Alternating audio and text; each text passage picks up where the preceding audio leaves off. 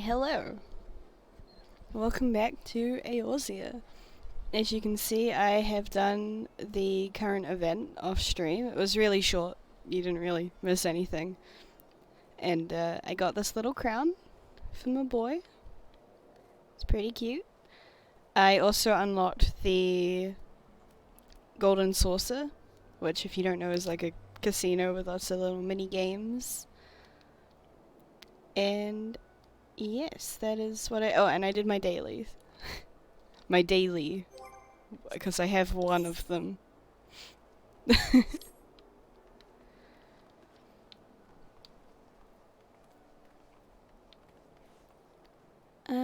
Okay, and I think what I want to do now is I do want to get my conjurer to at least level 10. So I can kind of farm with it off stream and maybe do a few story quests as well. That is the plan. Sticking to it. What am I doing? Conjurer.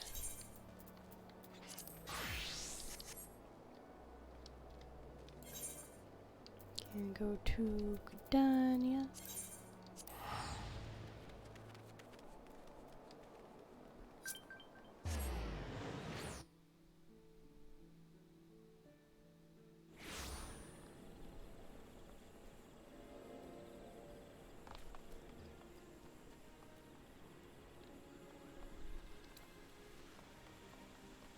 Sorry, I just blindly follow marks on my minimap. It's this way.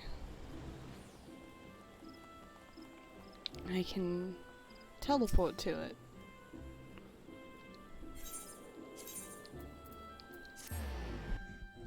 There we go.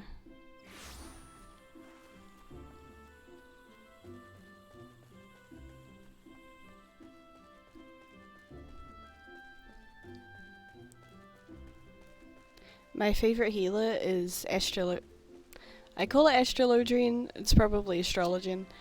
But we've still got quite a whiles to go before we get there, so I figured I should pick up the White Mage.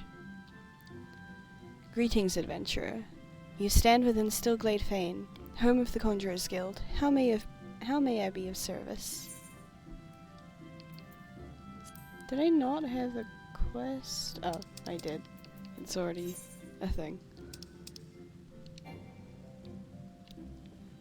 Just not on my game today. What's happening?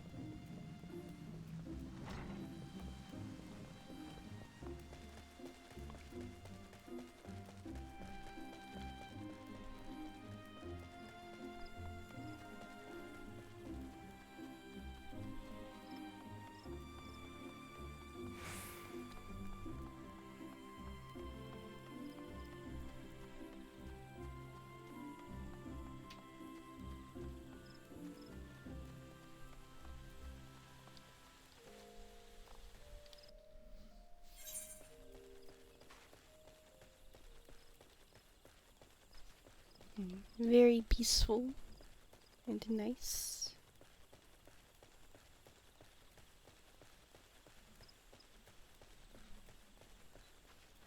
I did fix the game password thing. It was to do with my one-time password. Yeah, it was messing things up, so I changed some stuff to do with that. I am alright. I'm actually heading back home tomorrow.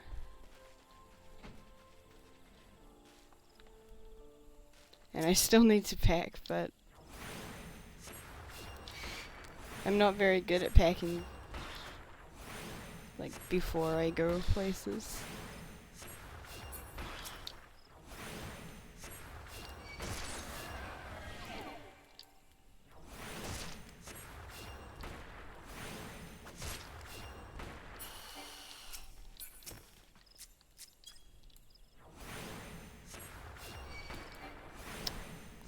Oh, I do have a few messages.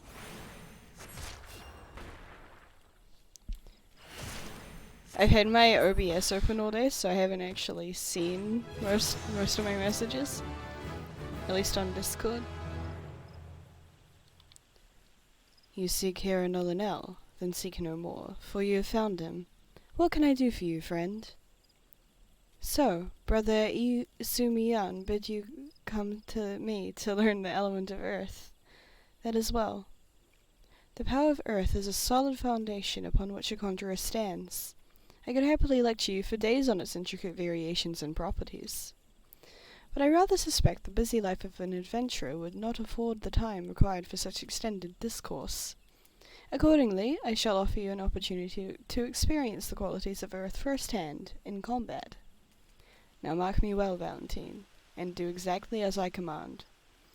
East of her, here, in the grounds of Treespeak Stables, there exists a patch of soil that bears the mark of corruption. Seek it out. When you have found the place, reach out to the focus of the earth's trauma and attempt to commune with it, as all conjurers can. Resentful of your intrusion, the tainted being that feasts unseen upon the energies seeping from the wounded earth shall then appear. Using the powers of conjury, strike it down and permit the land a chance to heal. Much of the nature of earth will be revealed to you during the struggle, Valentine. I trust you will return to me a wiser man than he who now departs.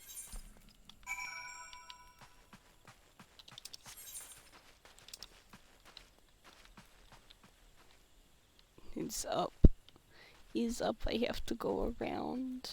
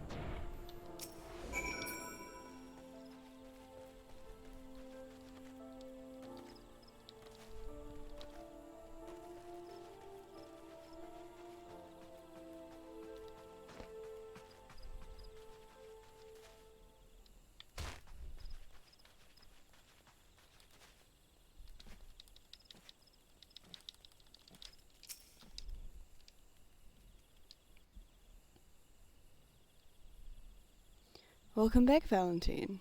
The elementals whisper of your accomplishments. How did it feel to confront that embodiment of earth, to endure its onslaught? Has the crushing power of this element shaking the very marrow of your bones? Corruption occurs when the land's wounds are prevented from healing. In vanquishing the tainted sprite, you permitted the earth's energies to flow unimpeded, and to nourish the land once more. Can you not sense the strength of the earth returning? Already the land begins to heal, thanks to your actions, and that field will once again bear bountiful crops. When next you have reason to call upon your art, look back upon this task and that which you accomplished. Experience once more the grinding weight of the earth's fury, and revel in the memory of life flowing anew through the land you helped restore. With such thoughts shall your understanding of nature continue to grow. I hope you are paying attention, Sylphie.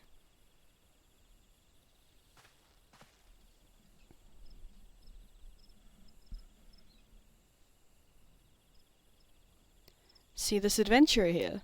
Valentine came all the way from Stillglade Fane just to hear my lesson.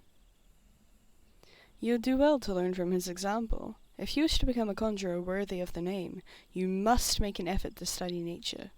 Do you attend me, young lady?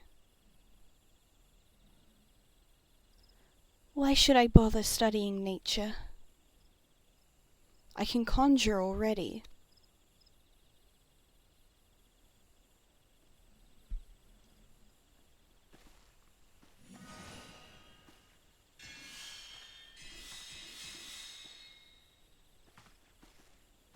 See? You have a rare gift for healing, Sylphie. A wonderful gift. Yet there is more to being a conjurer than... But I don't want to do more. I want to heal. I'm good at healing. You can't make me do those other things.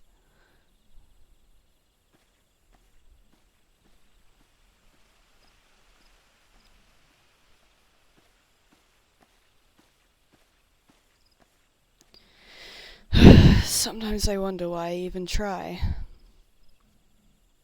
Sylphie joined the guild shortly before you came to us. As you yourself just experienced, she possesses a prodigious talent for healing. Indeed, despite her tender years, I know a few conjurers who are her equal in that field. Alas, nature, the very wellspring of her power, holds no interest for the child, and when she should by rights be learning about the land, she prefers instead to wander it, healing people on a whim.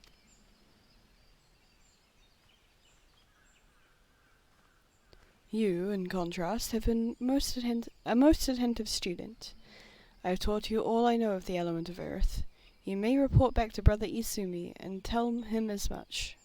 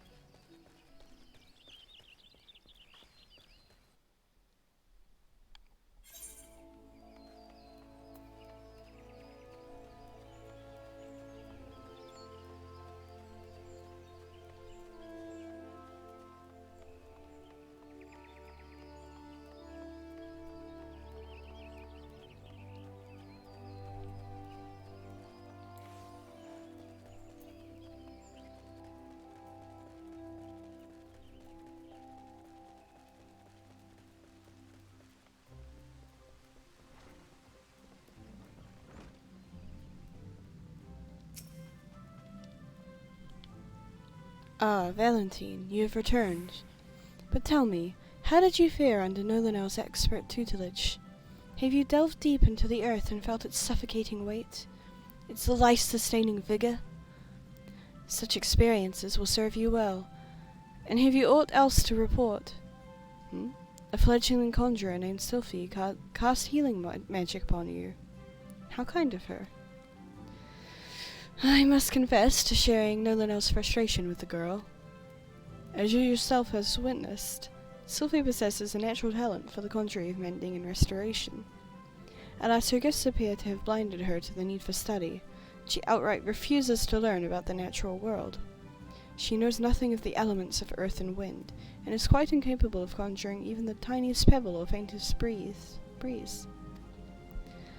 I have tried upon numerous occasions to explain to her that conjurers who are ignorant of the source of their power pose a risk to themselves and others, but all to no avail. Should she continue to deny the debt she owes to nature, and indulge in ever more reckless displays of power, there is every possibility that she will create a dangerous imbalance. Needless to say, I am presently at a loss to know how such an eventuality might be prevented. A thought occurs to me, Valentine. It may be that your encounter with Sylphie was ordained by the elementals. Should you chance to meet with her again, I ask that you strive to impress upon her the importance of opening oneself to nature's voice. Mayhap she will listen to you.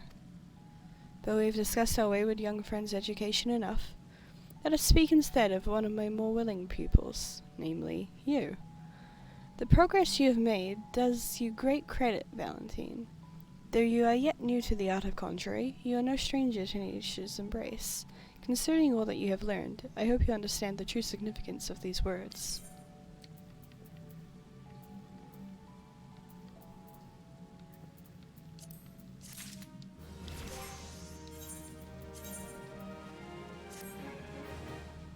Oh, oh, beautiful. Look at him.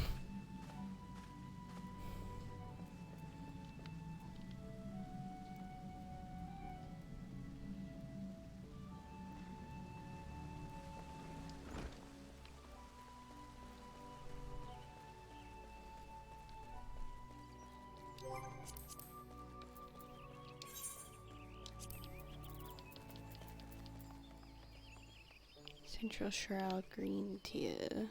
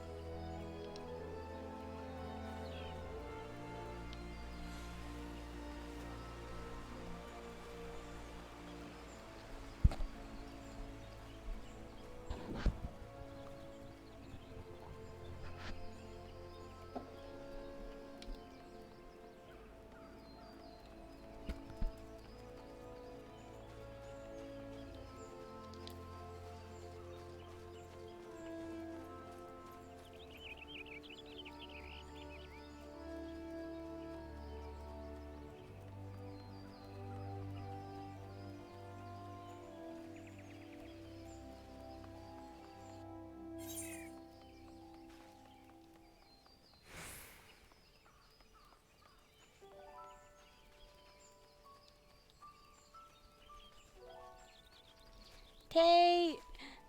Got a Paimon? Where did you get a Paimon from? I ran into a rock while I was looking at you. Your Paimon.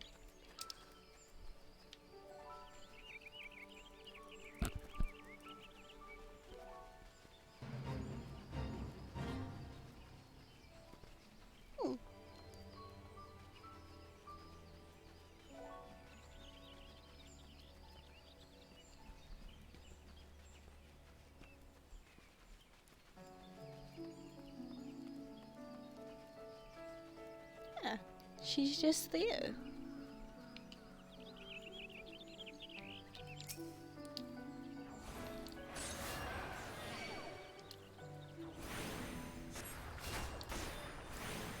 Yeah, it's been alright.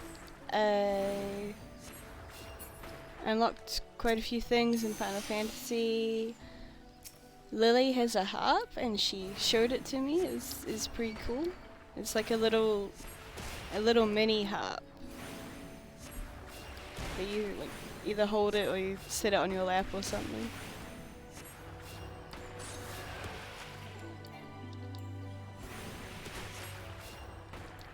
I still need to pack. My flight is tomorrow morning.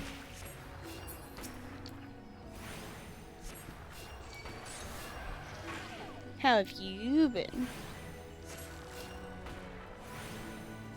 9:45 a.m.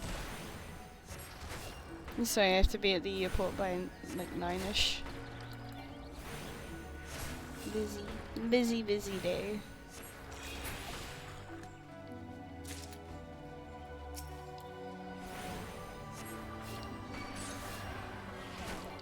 I will pack, don't worry about it. I still kinda got some of my bags from last time. I just need to get like stuff that I've worn since.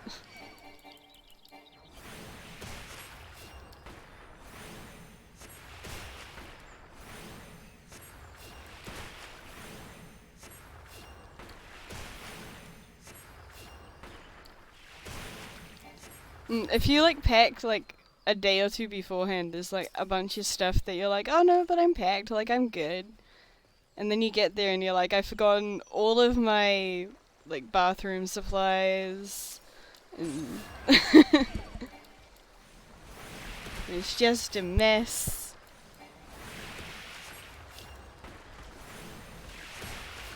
Yeah, no toothbrush.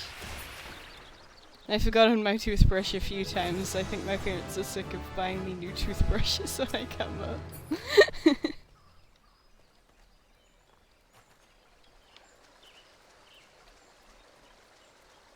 Do I have any other hunting log things in green tier? No. Yes, I do. Sacred Swarm. Yeah. I walked past some when? I'm blind.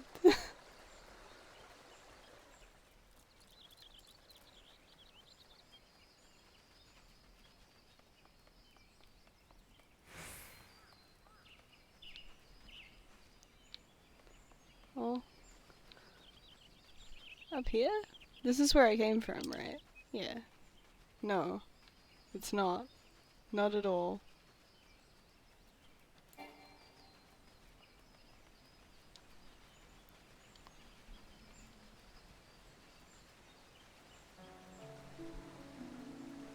I'm getting my Conjurer too. It's 10 for Palace, right?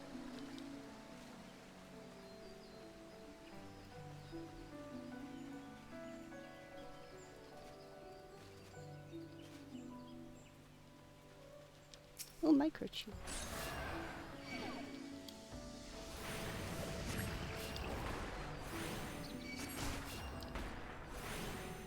You forgot.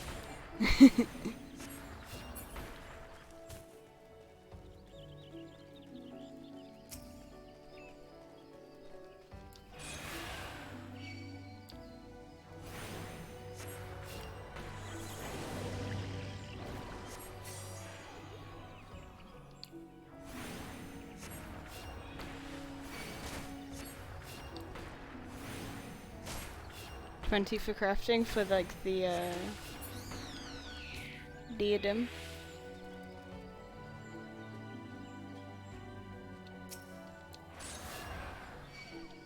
Yeah.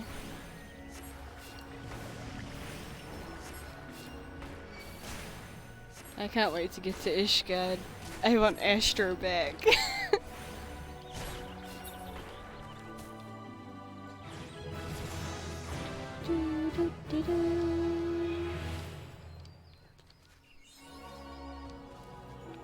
Astro is very good and also the prettiest. Yay, I got it! But there was one more hunting log thing around here, so I should find it. What's the hogs? The hogs! There are 2 fates that spawn around here.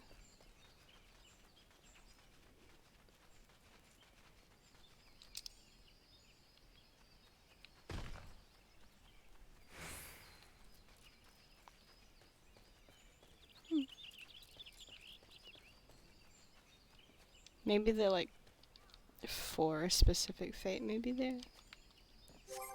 Oh yeah, this is green tier. Over here. Well, okay. That I don't know anything.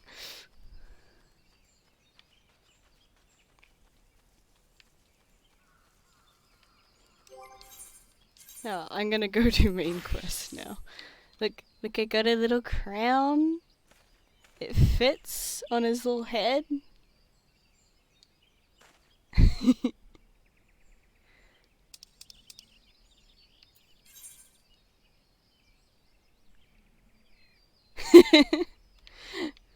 I did just copy part of Clancy's outfit.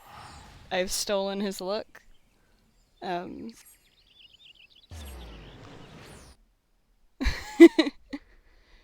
I want to give them kind of separate styles, but also this is just like a good look, and I don't have that much money yet. Or progression. There you are, Valentine. Come, rest a while. You'll have no better opportunity. After witnessing the gods' ignominious defeat, the Amalja will be less inclined to risk our wrath. For a time, at least. Thancred the whore?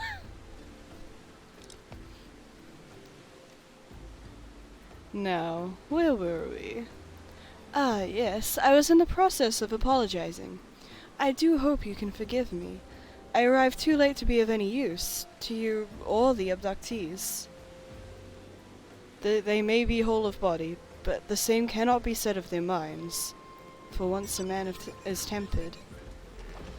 But it ill suits me to dwell on the negatives. Amidst all our misfortunes, there is still reason to rejoice. Ifrit is slain, and by your hand no less. That is the deed of no ordinary individual, Valentine. Not that I ever thought you were ordinary. On the contrary, I have long suspected that you have the potential to shape the fate of this realm. What can I say? My fine eye for talent remains undimmed. Minfilia would be proud beyond all reckoning when she hears of your deeds.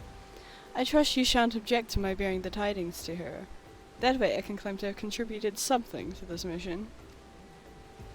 You, meanwhile, have earned yourself a rest. Take some time to relax, and return to the walking sands when you are good and ready. We can discuss matters in more detail then. Just don't take too long, will you? The realm's problems won't solve themselves. And I can do the thing that I never did when I first did this quest. I can teleport to Vespa Bay. I am so happy. I made it. It's so quick.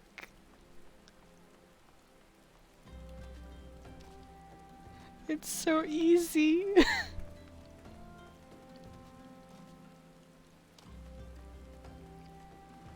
That horizon tunnel just haunts my nightmares.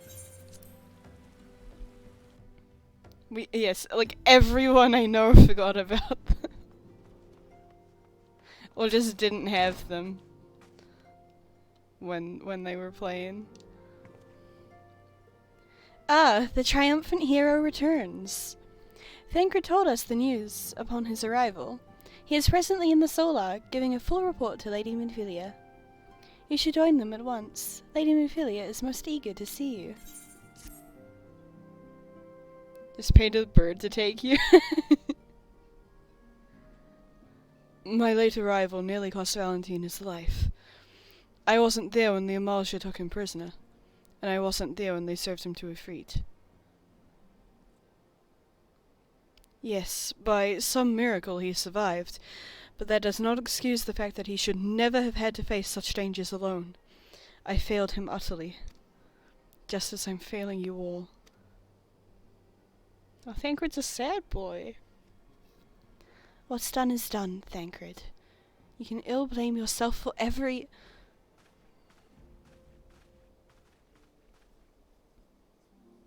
Valentine, it is so good to see you again. Impeccable timing, my friend. I had just finished regaling Minfilia with your heroic exploits. Thancred has told me everything. You have done well to return to us. The perils you faced were undeniably great, yet a part of me believes that I had no cause for fear, and now we can put paid to our long investigation. As we suspected, the Amalja undertook both the robbery and the abductions, with the aim of summoning their primal Ifrit. Nor is this tale limited to Uldar. Similar incidents have been rife in both Limsa and Gridania of late. I dare say you've been curious as to how these crimes are linked to the primals. Permit me to explain. Having manifested in the physical realm, primals must consume ether if they are to maintain their presence here, and the stronger they become, the more ether they require. Now, ether exists throughout creation. It flows through all life and permeates the very air that we breathe. Alas, this alone will not suffice to sustain the likes of Ifrit. Nay, he and his kind require a more concentrated source of ether. Crystals. It is for this reason that incidents involving crystals can often be traced back to a primal.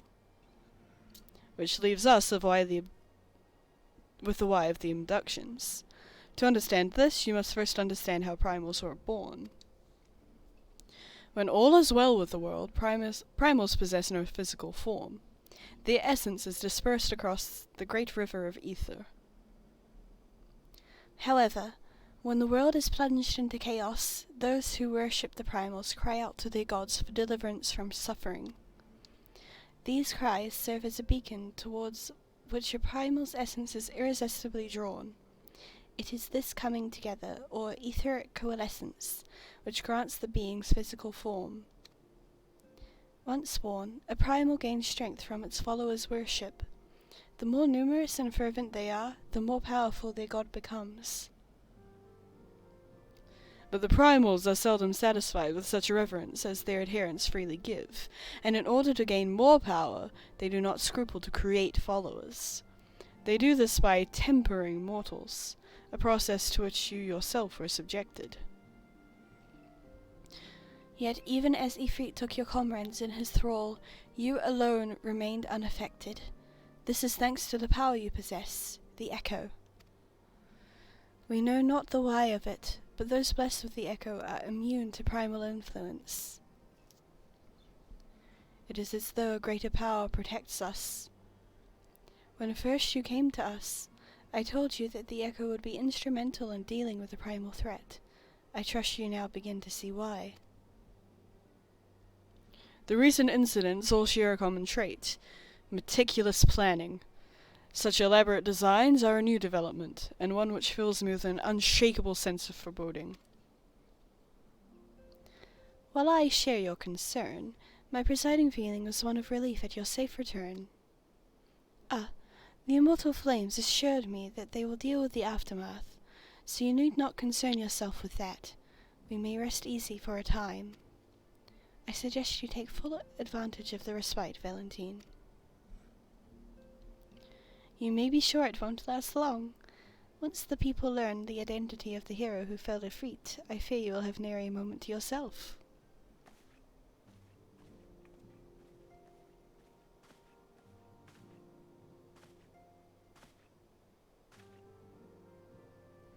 Whether she intended to or no, Ninfilia neglected to tell you something. Something I think will be best heard from one of us. It concerns the tempered abductees that were rescued. I am sorry to report that all are to be put to death, the flames with whom you were imprisoned included. Needless to say, this information must not be made known to the public. Man, Thancred's outfit is bad. Got the like, three-quarter pants with the Roman sandals. Like, the top half is fine. But, like, the green pants and the Roman sandals are just, like... why?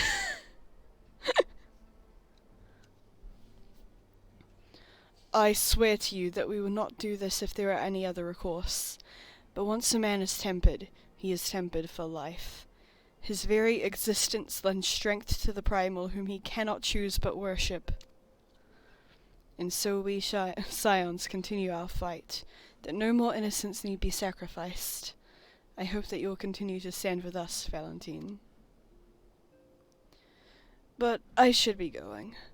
I must offer my apologies to the Flame General for the losses these people suffered. Till next time.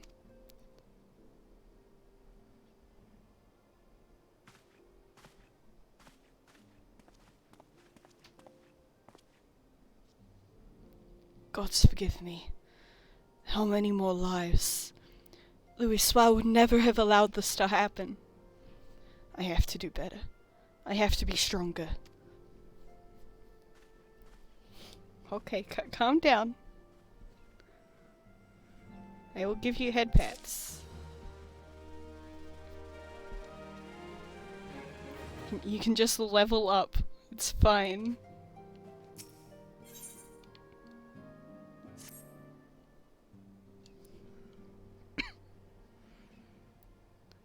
I sure hope he doesn't, do something that would negatively impact us on his quest for power. Until not so very long ago, you were but one of the many adventurers seeking to make their way in Eorzea. But for your character and courage, you were raised to the esteemed post of envoy. Thereafter, you travelled the realm, aiding those in need without thought of reward, confirming to Ishtola that the Scions would benefit from your aid. And no sooner had you joined us than you personally bested the Primal Ifrit. You have achieved a great deal in a short time, and won fame in doing so. Alas, fame does not come without a price, as you will soon discover.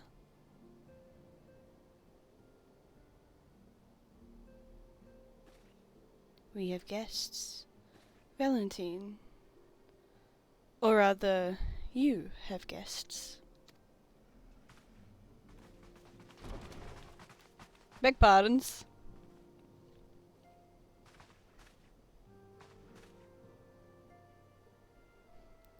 Ah, Lady Minfilia, radiant as always. I am given to understand that the Scions of the Seventh Dawn have but recently welcomed a new hero into their midst. I am here on behalf of the Maelstrom, Grand Company of Limsa, to offer said hero in a place of honor within our ranks.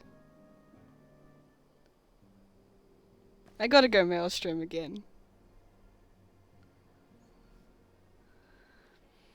As you can see, Valentine, your most recent exploits have garnered you the attentions of the Grand Companies of Eorzea. Need that jacket, it's so good. Each organization would have Ifrit's Bane for its own. To this end, all three have sent officers to court you. They would not ordinarily go to such lengths to enlist a new recruit. That they have is evidence of their high regard for you. I find myself wondering how word of Valentine's deed spread so quickly. That the immortal flames should know of his triumph is to be expected, but of the other Grand Companies? Beep.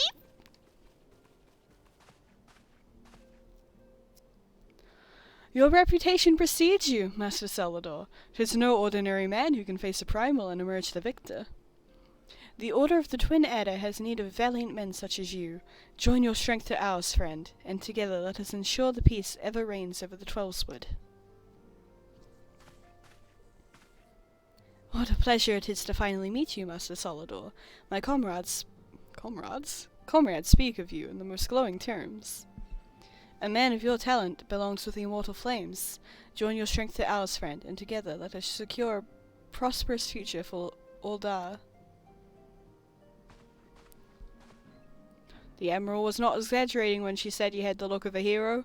Full often does she speak of you, friend, as do many others in Limsa. Long before the rest of Eorzea took note, your name was well known to us, owing to your valorous deeds on behalf of our citizens. It's only natural that we shall want you for the Maelstrom. Join your strength to ours, and together let us see the grand vessel of Limsa to the shores of glory.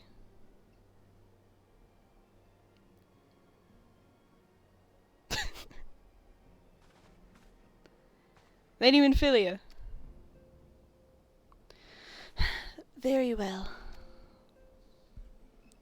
Though I am quite sure you need no reminding, mayhap a brief summary of the situation would help to clarify your thoughts on this matter. As you know, the Grand Companies are all-encompassing organizations empowered to call upon the martial, economic, and technological resources of their respective city-states in time of strife. There are presently 3 such organizations in Eorzea: the Maelstrom of Limsa, the Order of the Twin Adder of Gridania, and the Immortal Flames in Uldar. Serving a Grand Company means serving the nation to which it belongs. You will be charged with its defense and tasked with advancing its cause. In return for your faithful service, you will be furnished with various rewards, some of which may well prove useful to you in your other endeavors. If you are agonizing over which of the Grand Companies best deserves your loyalty, be at ease. The commitment you make this day need not be permanent. Should you wish to shift your allegiance at a later date, you are entitled to do so. And yet, I concede that it is no small choice you face. Ah, a thought occurs to me. You will, of course, recall that the 3 city-states are planning to hold remembrance services. Well, as a part of the proceedings, I am given to understand that the leader of each grand company will deliver an address. Hearing these 3 addresses ought to help you make an informed decision. What say you, my dear officers? A fine suggestion. You are as wise as you are beautiful, my lady. Very well, let Valentine hear our leader speak, then return here with his decision. We eagerly await your answer.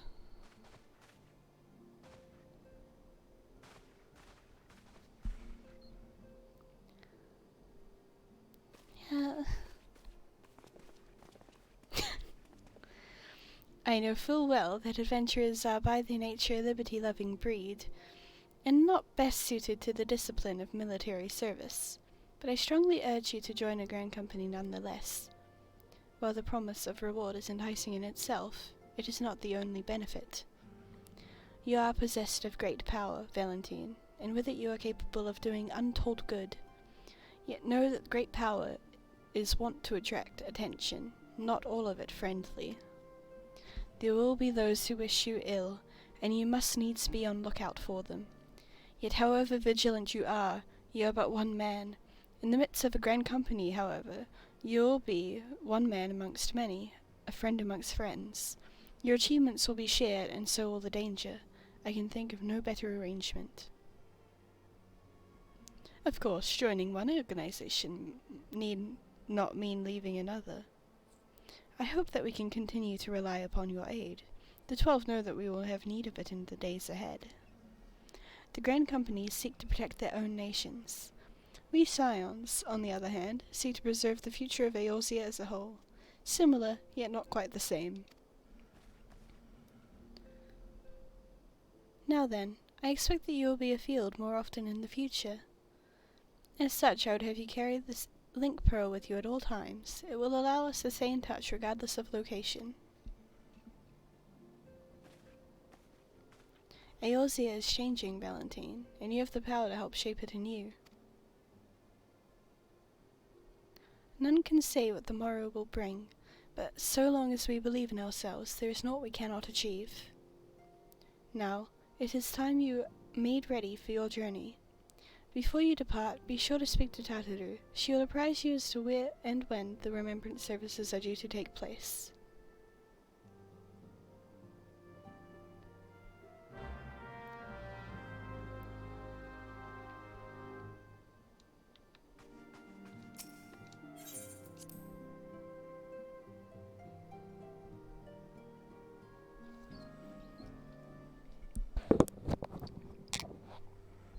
Gotta take a sip of my tea. Long cutscene.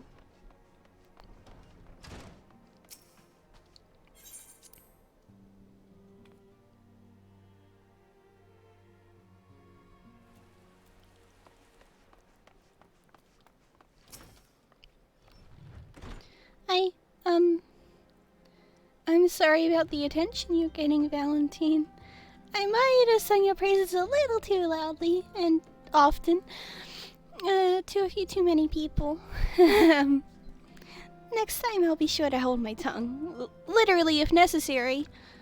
Anyway, I expect you want to know where and when the remembrance services are taking place? If all goes to plan, Gridania's Grand Company, the Order of the Twin Adder, will hold the first of the 3 services, and Elder Seedseer Connie Senna will deliver her address at Miketo's amphitheater. I should probably mention at this point that due to the organizational challenges involved in assembling all of the involved parties, it's possible that the order of the services might change. Still, there's not much we can do about that, so make Gridania your first port of call.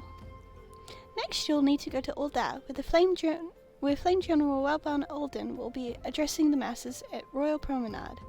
Oh, and it's rumored there's to be a special guest. How exciting! Last but not least,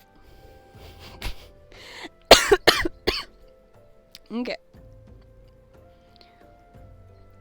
Last but not least, you must make your way to the stateroom in the Minster, where Maelstrom Chief Admiral Melva Brofisvin will be giving her address. The room is accessible via the Admiral's lift. Identify yourself to the sentry, Xanthiel, and he will admit you. Got all that? Well, off you go then. I hope you find the remembrance services suitably educational. I suggest visiting the city-states in my prescribed order, though with your record of impeccable timing and luck, the schedule may well change in favor of your preferred travel plans. Farewell.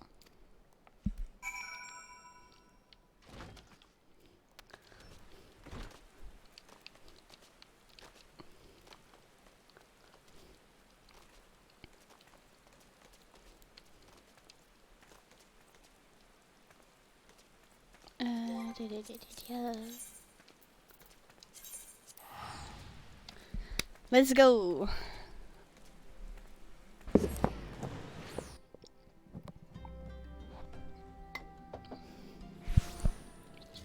We're gonna meet the twins. I mean, we've technically already met the twins, but we're gonna see them again.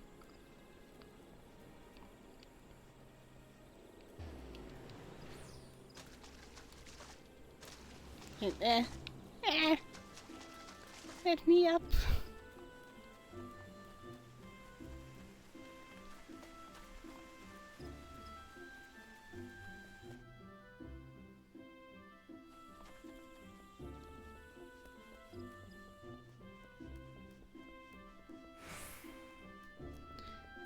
My Marauder is level 38. And my quest is, what, level 21?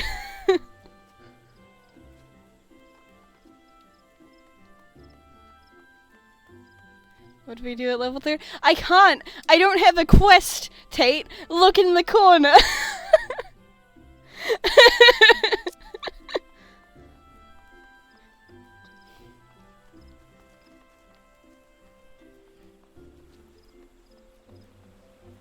Yo, it's Bilbo Swaggins! I was doing the event quest with him earlier.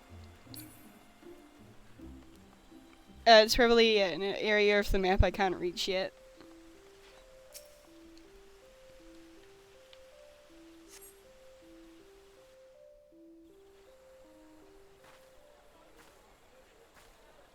I lost my son to the calamity. The three Seedseers are all together. Some say you couldn't take a step without stumbling over a body. The main event? Did I say that? I'm sorry.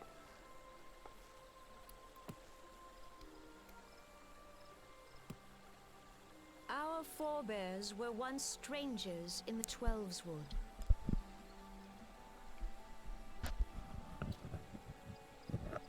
Fearful of the Green Wrath, they hid themselves in the dark recesses of the earth.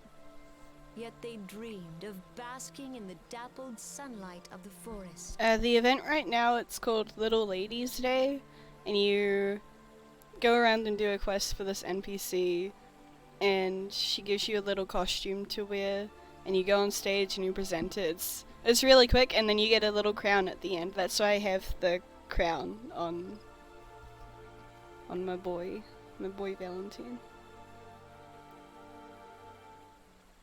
You get a hat, and the bunnies can wear it.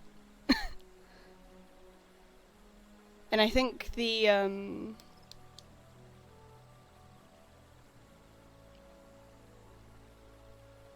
big race, I forgot what it's called already, can also wear it.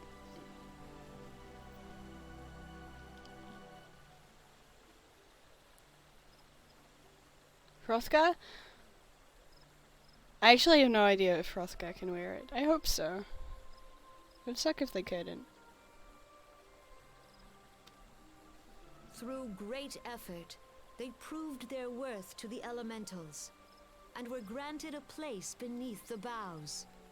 So it was that Gridania was born, some 5 centuries ago.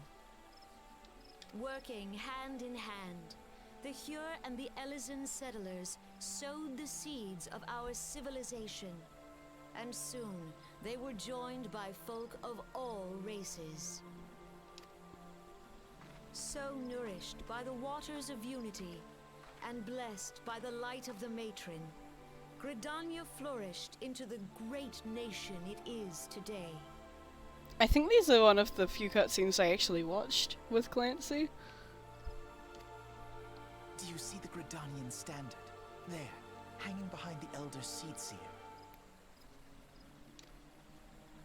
The entwined serpents represent the unity between Hyur and Elysian.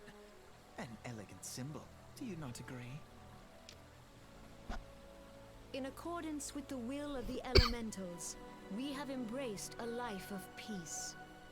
Alas, our neighbors have not always sought the same for themselves, nor for us. Though we Gridanians have no love for war, we have still less for those who would threaten our way of life.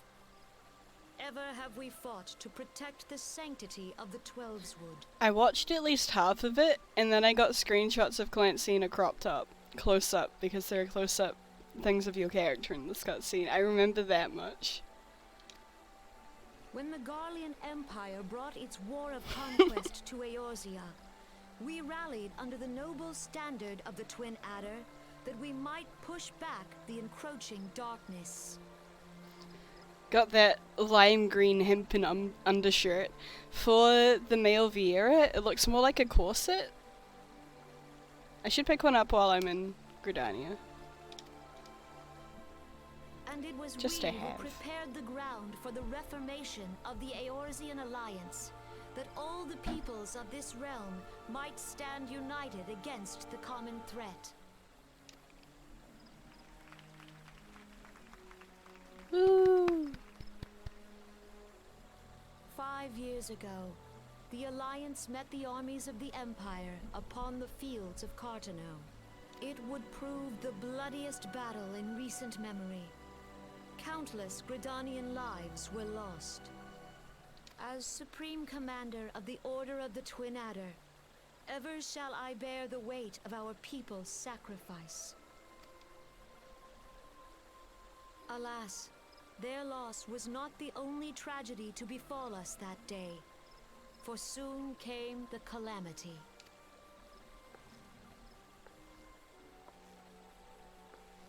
The scars borne by our forest are a constant reminder of its violence. Our lives have been irrevocably changed, each waking hour a struggle to survive. Driven to desperation, some among us have strayed from the path of righteousness, resorting to banditry, poaching, and other unconscionable deeds. To compound our woes, the Ixal have returned in force, emboldened by our suffering. They test our defenses nigh without cease, and prey upon the vulnerable. So beleaguered from within and without, it is of little wonder that our unity now falters. Dark times are upon us. Time was a man could walk pox the on that high bloody roads without Ixal. fear. On this day, 5 years ago, countless Eorzeans laid down their lives that we might behold another dawn.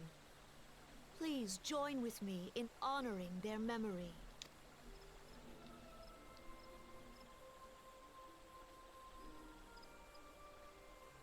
And how do you propose to honor the memory of those you cannot remember, pray tell?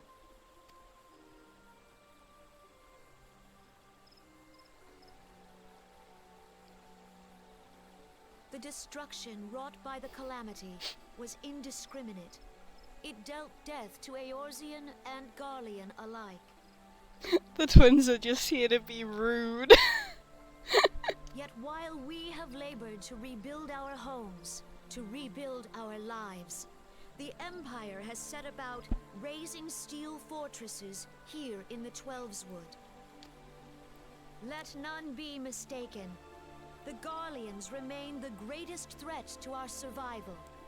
If we are to stand against them, We must remember what it is to be united. Our many troubles blind us to the woes of our fellow man. Thence is harmony lost. Yet harmony is the founding principle of Gridania. We are gathered here to honor the fallen. Let them be honored not only in word and thought, but through concerted action. I bid you join hands with me once more beneath the Twin Adder's standard. And together, let us heal the forest's wounds, that our progeny might live in harmony beneath these ancient boughs. For serenity, purity, and sanctity, we must think of the children. Woods will be done. It's up to us to protect the All forest. the elementals!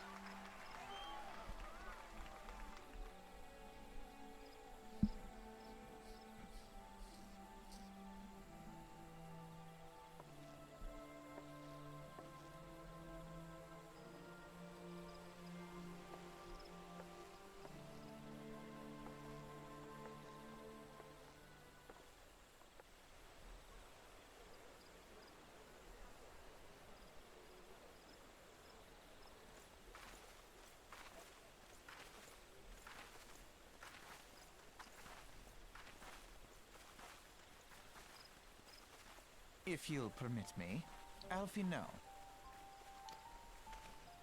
And my sister, Alize, at your service. I saw at a glance that you were a fellow traveler. You might call us students of history, sampling the realm's remembrances in pursuit of enlightenment.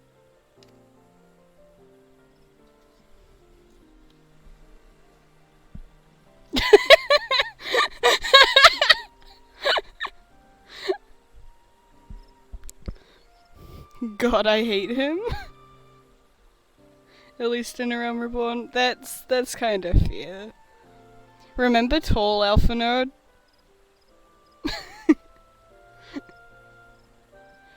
He needs to be puntable.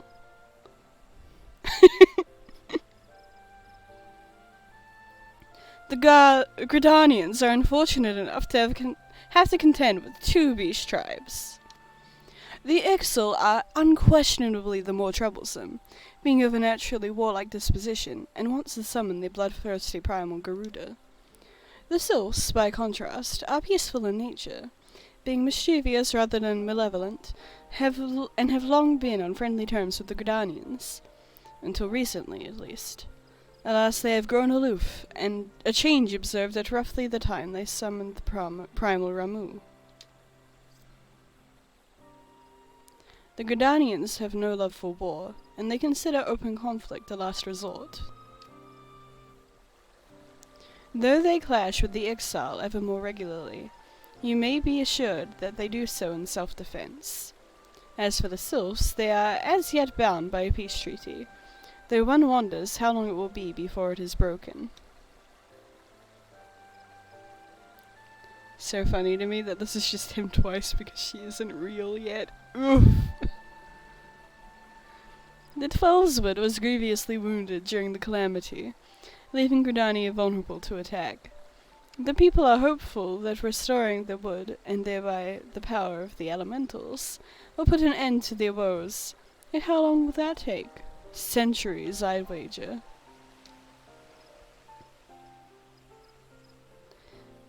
Meanwhile, the Exile will continue their incursions, spurred on by Garuda and her insatiable appetite for destruction.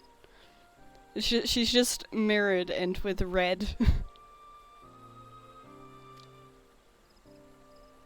Whether the Gridanians like it or not, sooner or later it will come to all-out war, and when it does, the Order of the Twin Adder will need all the help it can muster. How valuable might the aid of a capable adventurer prove to them then?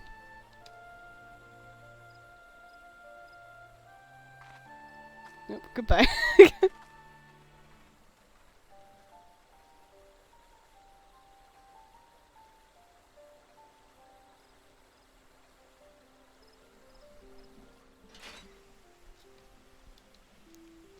Alice got one line and it was to be rude about dead people.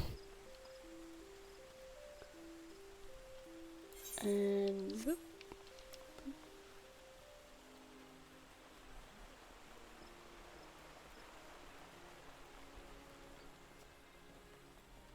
Let me get this etherite. I gotta upload my bunny boy to the Ethernet. It's so much better in Endwalker. I am excited then. I'm already excited for Stormblood, where Alice is like cool. With her red mageness.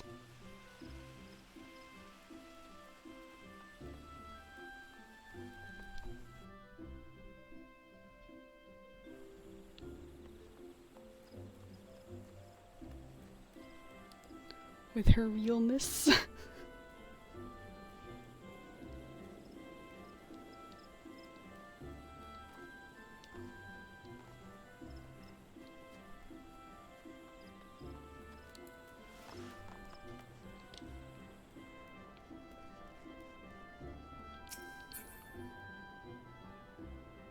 What was I doing? Alright. Confused myself for a bit.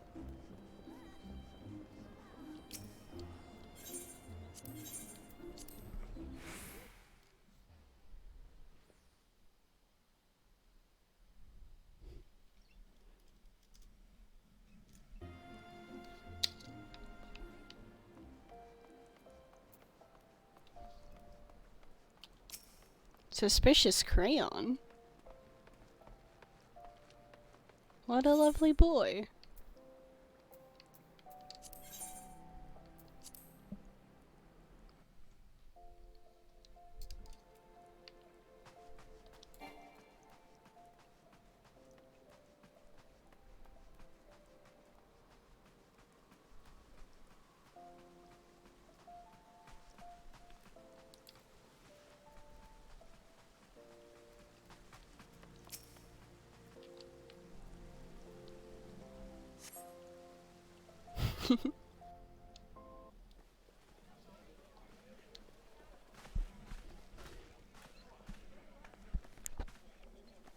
Behold, 'tis the Sultana Nanimal herself! And Roban as well.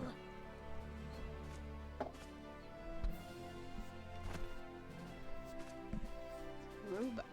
Pitter-patter, Hark, pitter-patter. you souls of flame, drawn to the bosom of the desert, where the fire burns brightest and shall rage forevermore. Looks like he was about to kick her, just boom! Hurrah! Roban! Just goes flying over the Since crowd. antiquity, under the sage and judicious rule of the Ul dynasty, we have wrought sand into gold, where by the grace and glory of Nalthal have our brave sons and daughters flourished and prospered. I speak of Ul'dah! Grace and Glory is the name of the big bad in Lily's D&D campaign she ran a while back.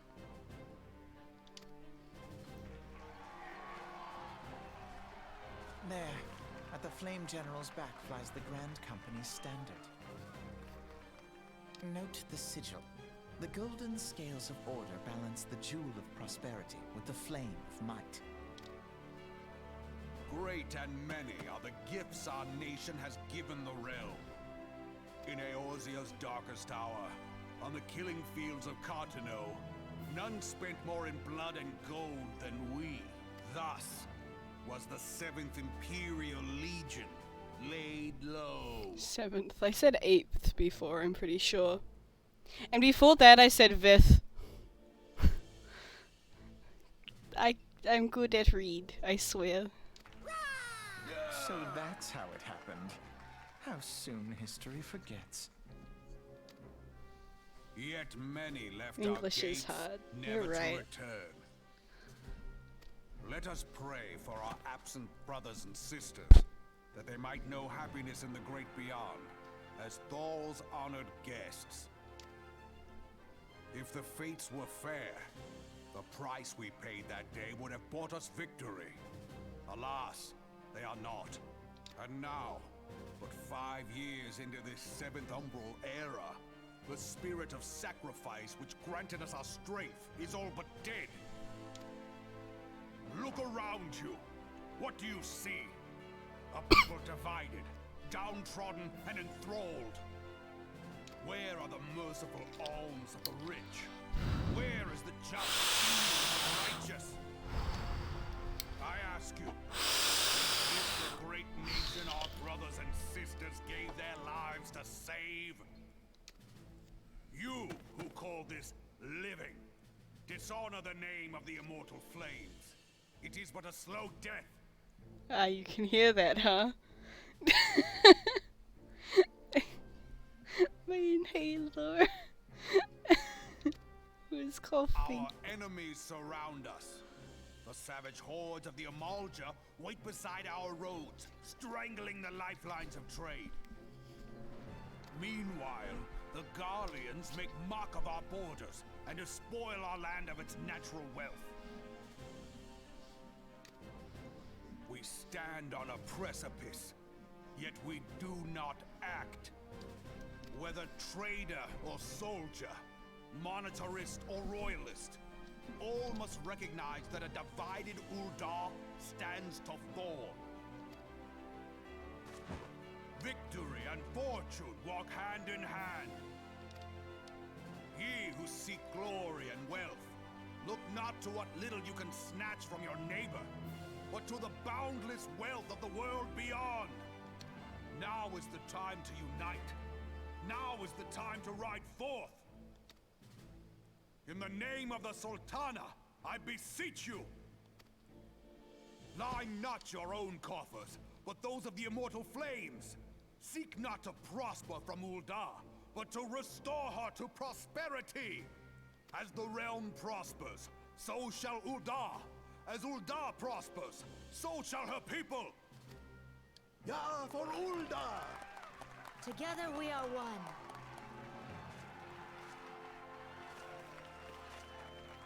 Your Grace. Rauban?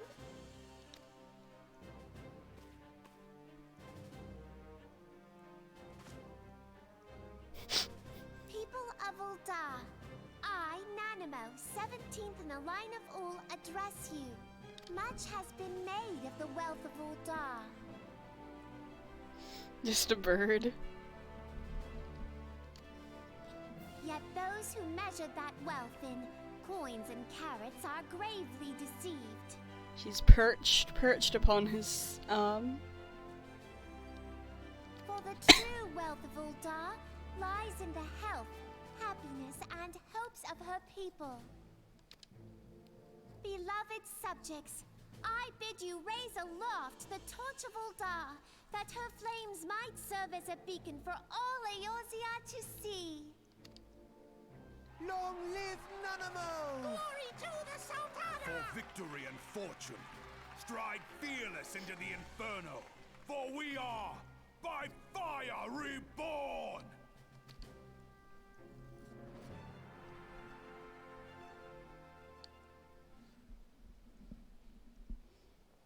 Forsooth! The time is now! I fancy meeting you again.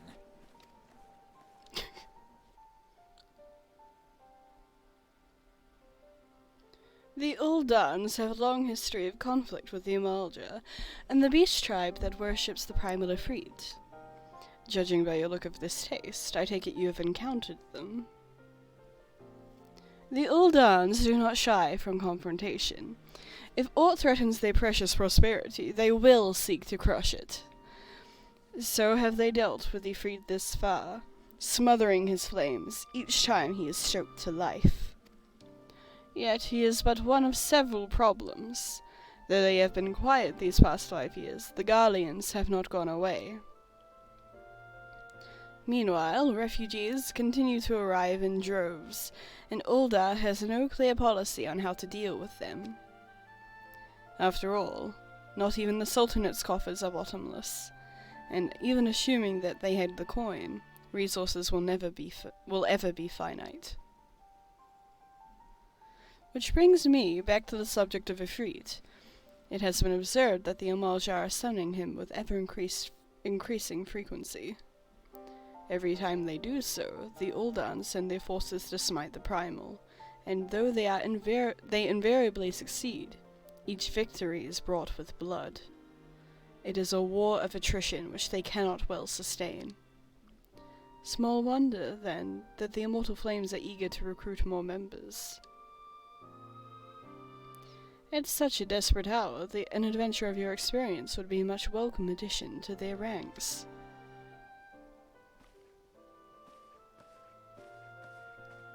Ellerslie does not want to be here, and she does not want to talk to me. And I think that's very good, actually. That's very funny. I'm too stinky.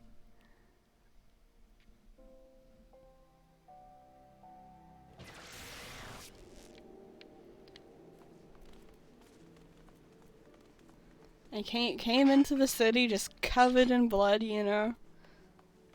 And dirt and mud.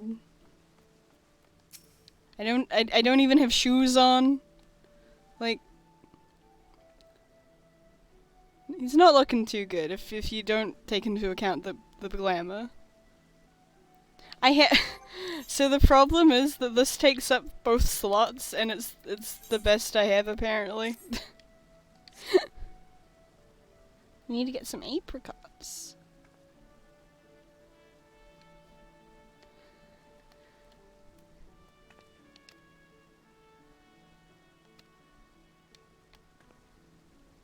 Listen, that's the wrong one. There we go.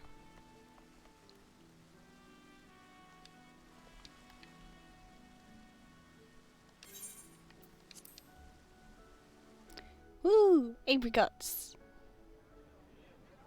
The Garleans are another matter altogether. So much for our alliance. It's sunk beyond the seabed. I was right, there is Scottish. Scottish accents.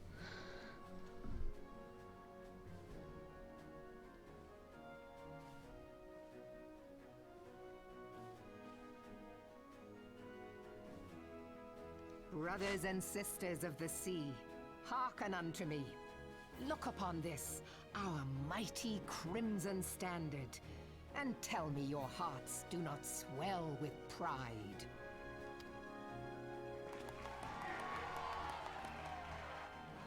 "700 summers have come and gone since our forefathers first ran aground in this fertile bay.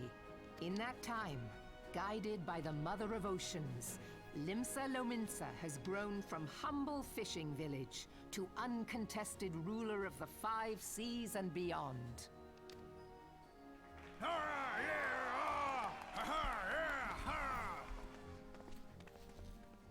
Did you look as the Admiral bid you? It is a rather stirring standard, I must say. The crimson field is meant to signify the blood of fallen crewmates, while the black longship represents a pirate vessel. When the Garlean Empire marched upon Eorzea, we assembled beneath the Maelstrom standard, and our grand company was reborn. All answered the call, from the Knights of the Barracuda to Hilthier's bloody executioners. And together, we met our would-be conquerors upon the field of Cartano. That day, the world bore witness to the united strength of Limsa Lominsa. I swear to you, no army ever fought harder or with more courage, yet many of ours did not survive. Join me now in remembering those who fought in the name of freedom and fell. May their souls be returned to the sea.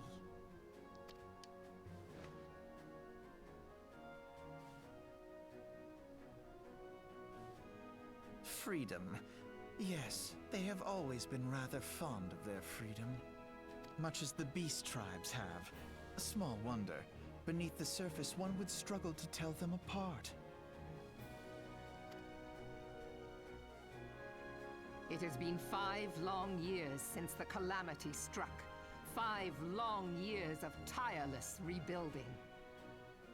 Yet still the wounds of the calamity fester and weep.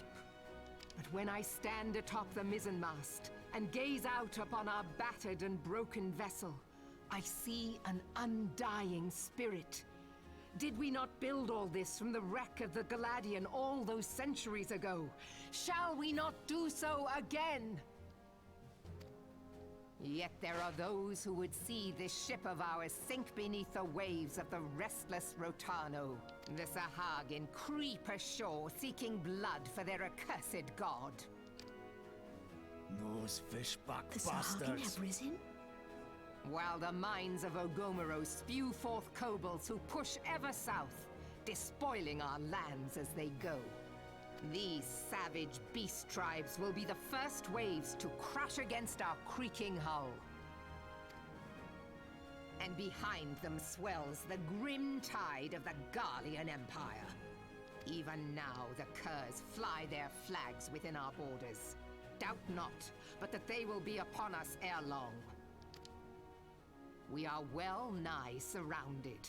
Yet there are those among us who would rather turn their swords against their crewmates than our cannons against our foes. How can we hope to repel our many enemies when mutiny breeds below deck? There is but one course left to us. One bearing that will bring us victory over the beast hordes and the Empire both, and see this ship safe to port.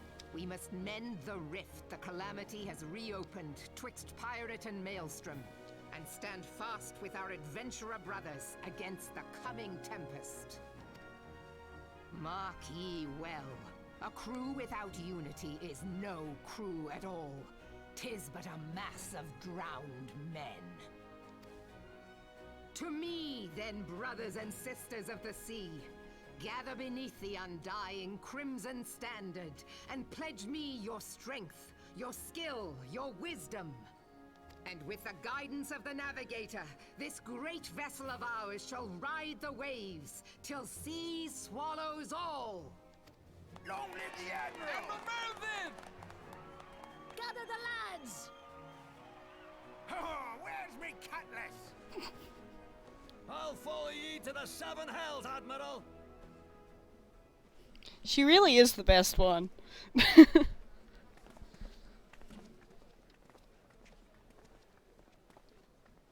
Fancy meeting you again.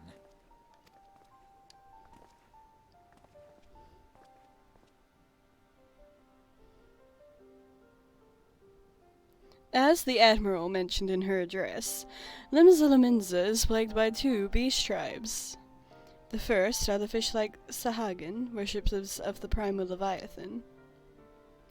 And the second are the kobolds, who dwell beneath the earth and take the primal Titan for their gods. As the beast tribes' presence weren't troublesome enough, the Garleans have also chosen to erect a fortress right in the Limenson's backyard. And that is to say naught of the internal strife. As a nation of pirates, there is no end to the blood feuds between the various factions, and while they fight amongst themselves, the Garleans whet their blades and watch. If the Limensons are to have any hope of withstanding the Empire, they must first resolve their own affairs. Differences must be set aside, and the primal threat dealt with once and for all. To this end, I expect that they will soon take decisive action against the beast tribes. Mark my words. The Maelstrom Standard will be drenched a deeper shade of crimson ere long. That a capable adventurer like you would be a valuable addition to their crew is beyond question. But will you sail with the Admiral? Yes, yes I will. I love her. Goodbye.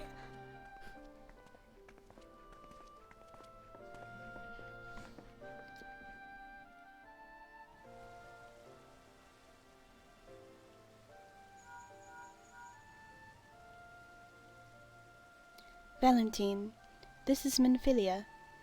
You are well, I hope. Would I be correct in thinking that the final remembrance service has now concluded? A moment ago, you say? What a coincidence. Jesting aside, I trust you remember our guests from the Grand Companies? Well, delighted though we are to have them here at the Waking Sands, it would not do to keep them in suspense any longer than necessary. In short, hurry back. Yep.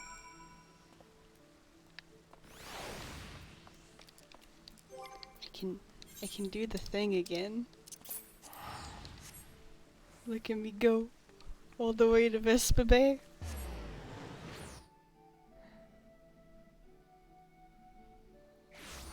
Woo! Fuck yeah! I don't know if this will work if you unfollow and refollow, but I added in a like sound for if you follow me.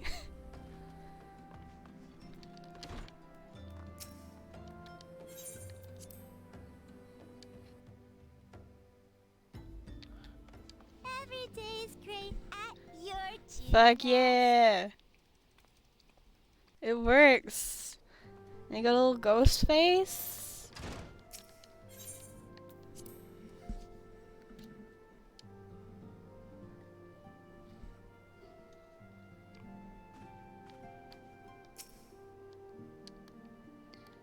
Welcome back, Valentine.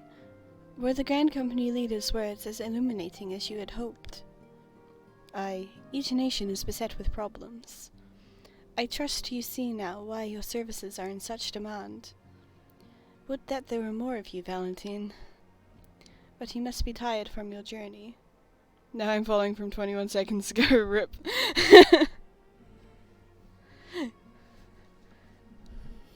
Why don't you rest a while, and take a moment to reflect on your decision? Once your mind is made up, pray give the Grand Company officers your decision, your answer.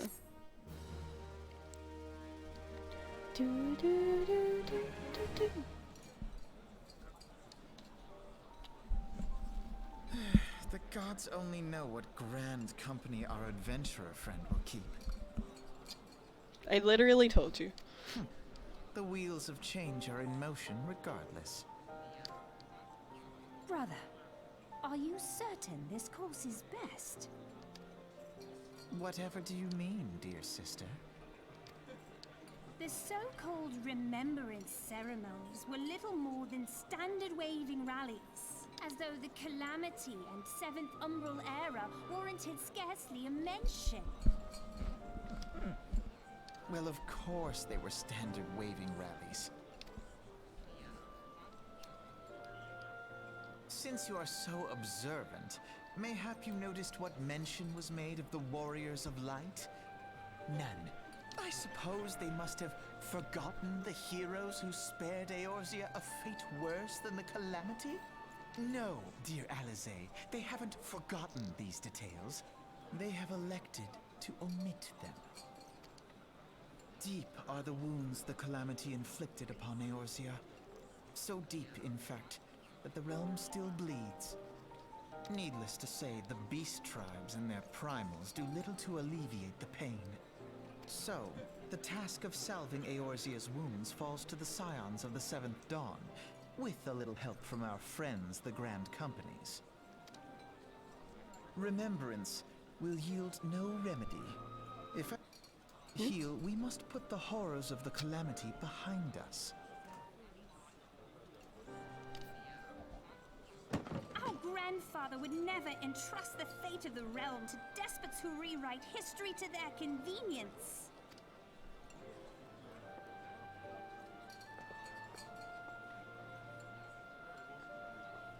There must be another way to cure what ails this world, and I need to find it. You are most welcome to try. Our paths may differ, but our destination is the same. In time, I dare say we will see eye to eye. I should hope so. My lady! We are to escort you! Hope does not come into it. We share the burden of this fate, dear sister, and will prevail together or not at all. The salve will serve not only to close up our present wounds,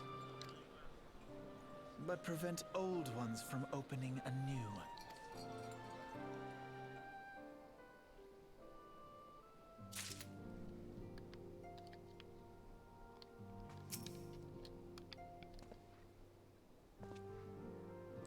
That was the Admiral's speech.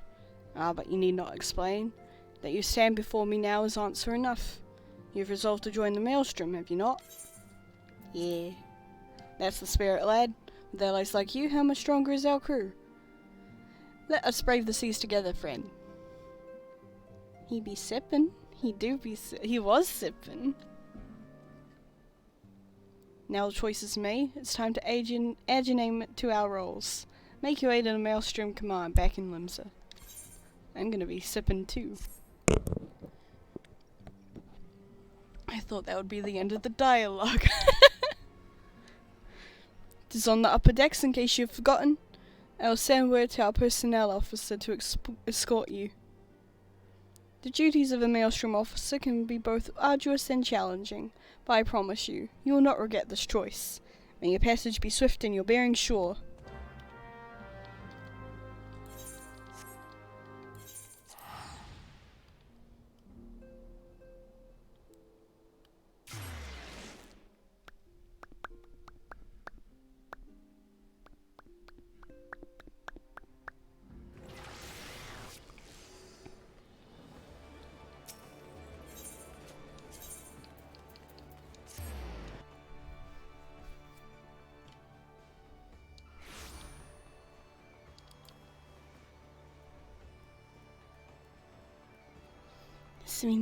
This means I can have a chocobo soon.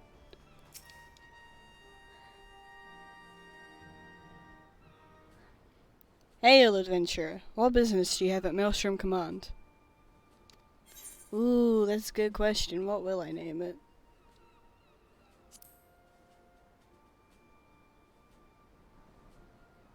Valentine Solidor. Aye, a recruitment officer sent word of your coming. It shall be my honor to induct you into the ranks of the Maelstrom. Now, before I can accept your oath, you must be made aware of several... Sir!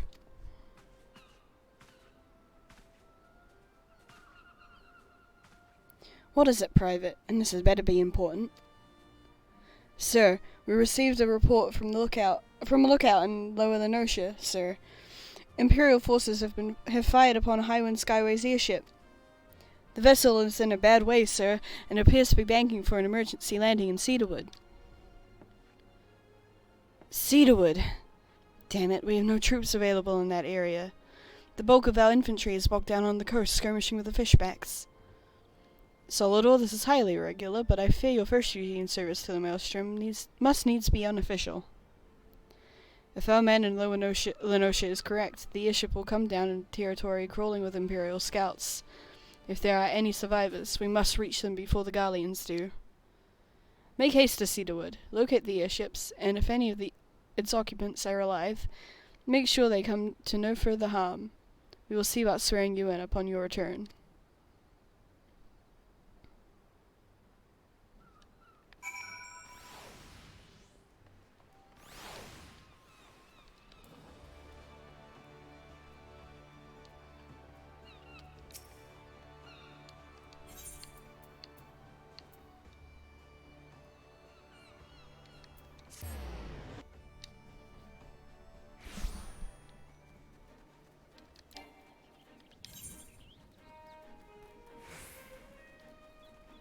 Do do do do do.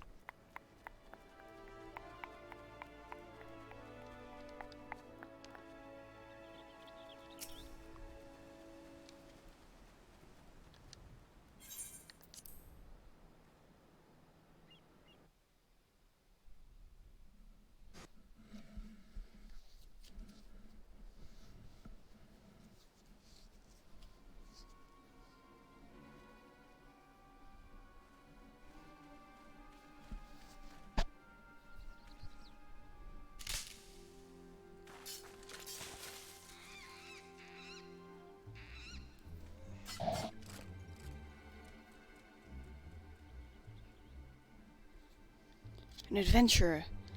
What are you doing out here? No, wait, let's find some cover first.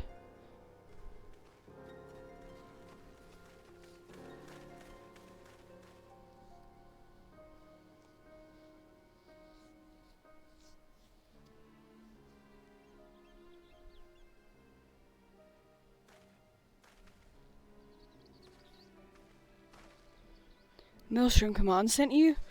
How do I know you're not an Imperial spy? You don't even have a uniform.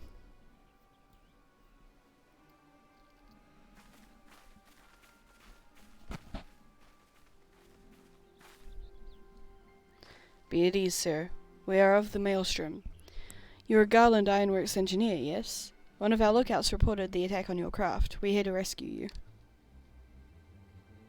You must be Solidor. Good work on reaching our friend here before the Imperials.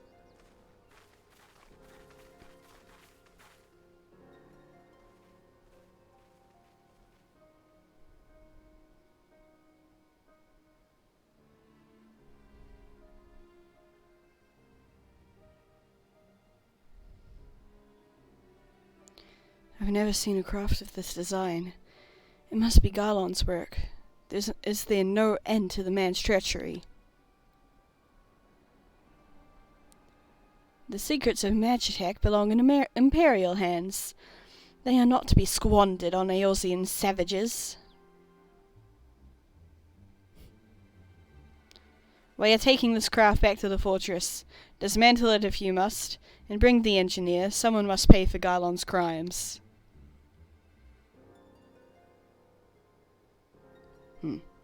Scouting party from Castrum Assidans, I'd say. Seems like they want your ship, engineer. Wedge, you have to help him. That fool of a Lalafell was hiding inside the tiny Bronco. The tiny Bronco? Isn't that the new design people have been whispering about? It's the first airship we've built since the Calamity. The first since Master Garland. Well, since he went missing. After years of work, she was finally ready for her first test flight. And she was soaring, she really was, till those bastards blasted her out of the sky. Alright, pay attention. We're going to hit these Imperials hard and fast. If they want a souvenir from Eorzea, they can have a knife in the gut. But they're not getting that ship. No. And don't forget to save the Lalafell. What say you, Solidor? Ready to give those curs a hiding? Like a tidal wave, lads. Charge!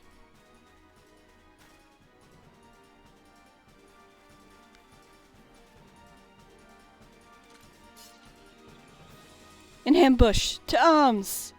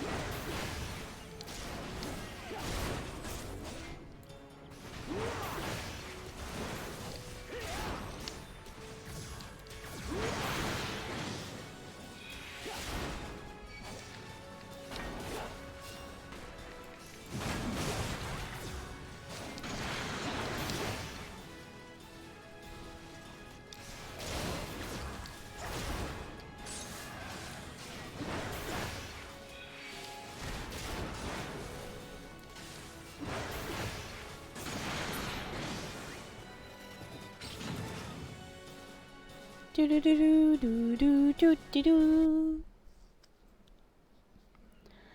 Biggs!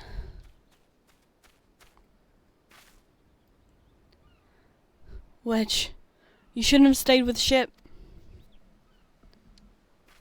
That was a close one. Too damn close. So, how's she look anyway? The auxiliary propeller is a dead loss, but I think we can wring enough thrust from the main propeller to get us airborne. The boy! A few minor modifications and we should be able to fly the tiny Bronco home. We'll stand watch until the ship is ready to take off. The Imperials will come looking for their scouts eventually, but I doubt they'll get here for a good while yet. Solidor, you're free to return to Maelstrom Command and complete your induction. Ordinarily, I'd ask you to stay, but I think we'd all feel better knowing an adventurer of your ability was safely sworn in and ready for the next mission. Rest assured, I'll inform Command of the part you played today.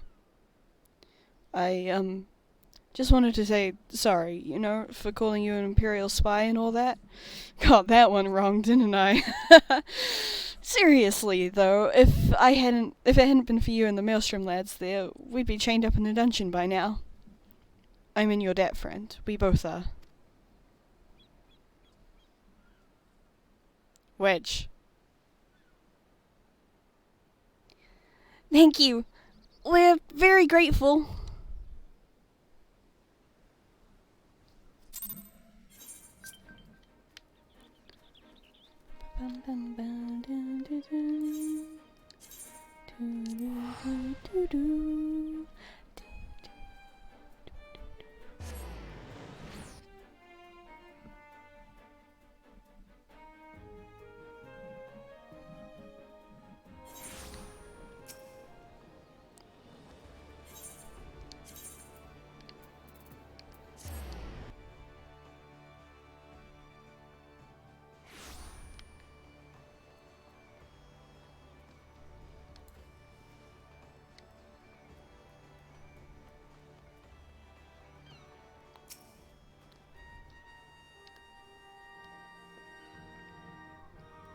Welcome back, Solidor. I just heard the report.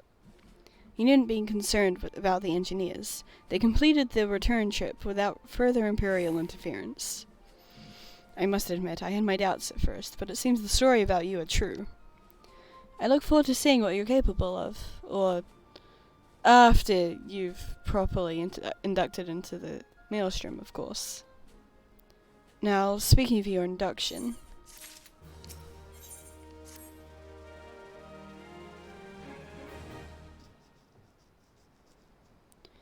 Let us start afresh, shall we?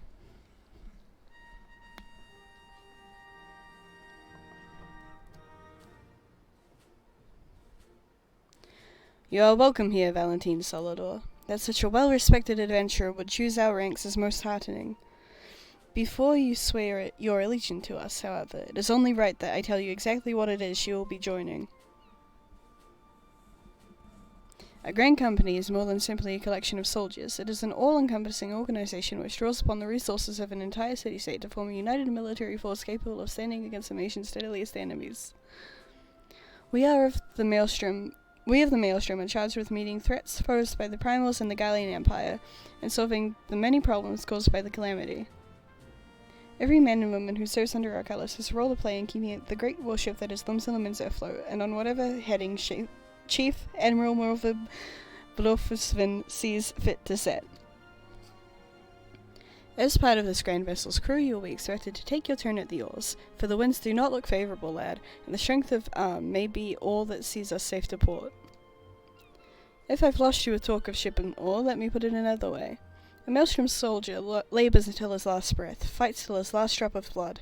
We give all in our service to this nation, and no less is expected of you. Solidor, it is customary for new recruits to swear an oath on of their own choosing upon entering the Maelstrom ranks. Is there aught you'd like to say?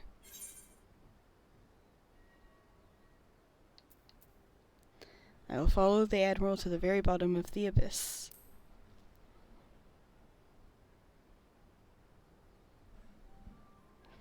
As would we all. A capable crew is one thing, but unswerving loyalty is a trait that cannot be trained or bought. Well said, lad. Valentine Solidor, I hereby assign you the rank of Storm Private 3rd Class. You are now officially a soldier of the Maelstrom. Welcome aboard, Private. May you serve limbs and lemons so well, till sea swallows all.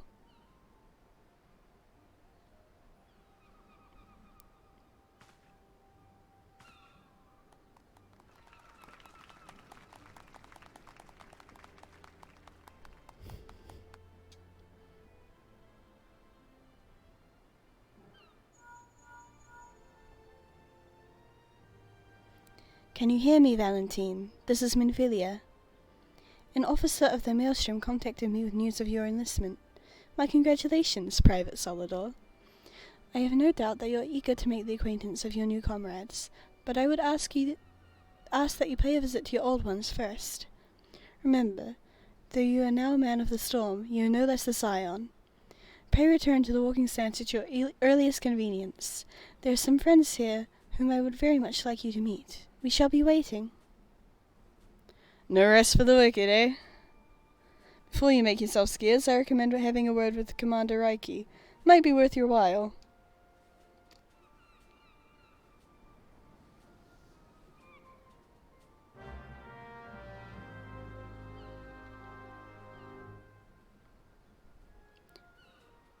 You may now accept the quest of my little chocobo!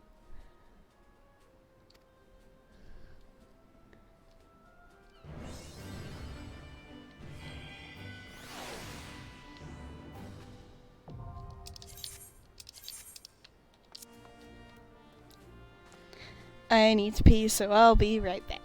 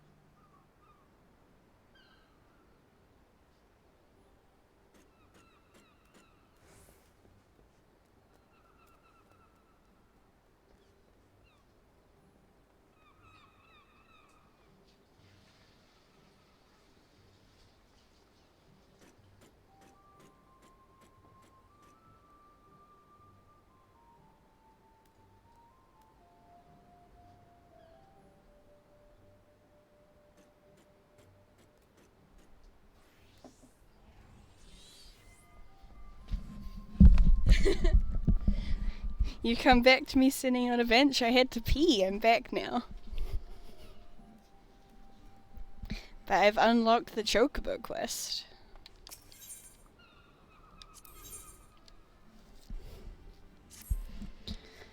Well, if it isn't Private Solidor. I must say the tales of your deeds have been an inspiration to the troops. Our duties take us far and wide, and I'll wager you slogged across quite a few miles of countryside on naught but your own 2 feet. Such a sterling soldier of the Maelstrom deserves his own stead. Let's see about having one issued to you. All you need to do to obtain a Storm Chocobo is obtain a Storm Chocobo issuance by exchanging company seals with the quartermaster. Once you have this deed, present it to Fairgrime, and she'll see you settled up on one of our trusty birds. Do I have any storm seals? No.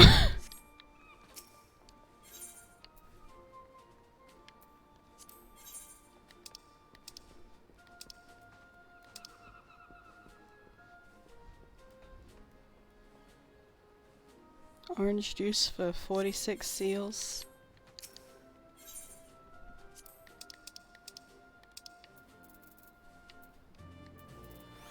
Need 200.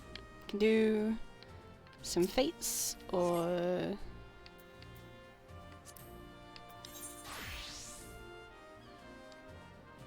could do Judy roulette. We do need a name.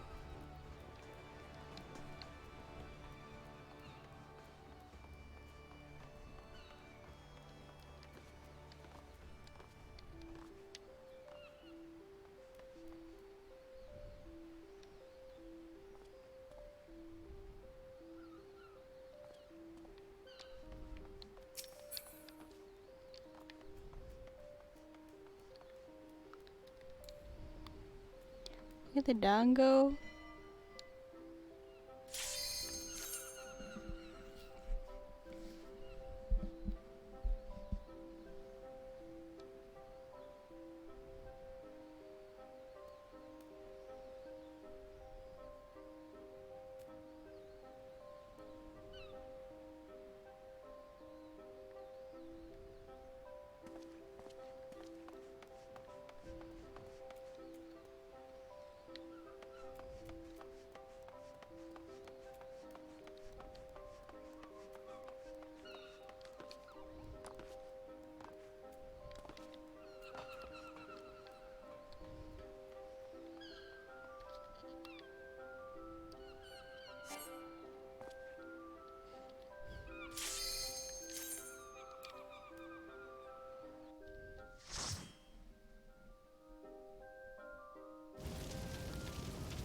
Hey.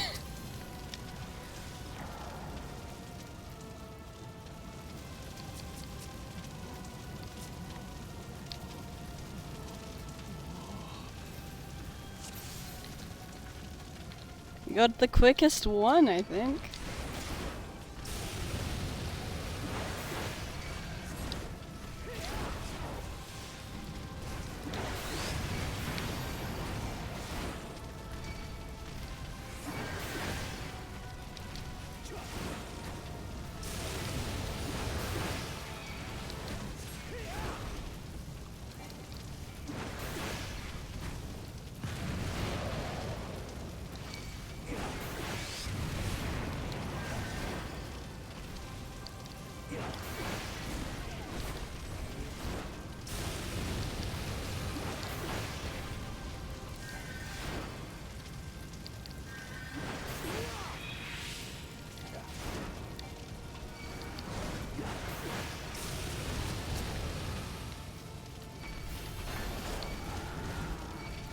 Maybe I'll just hit it from over here. They seem to have it handled this time.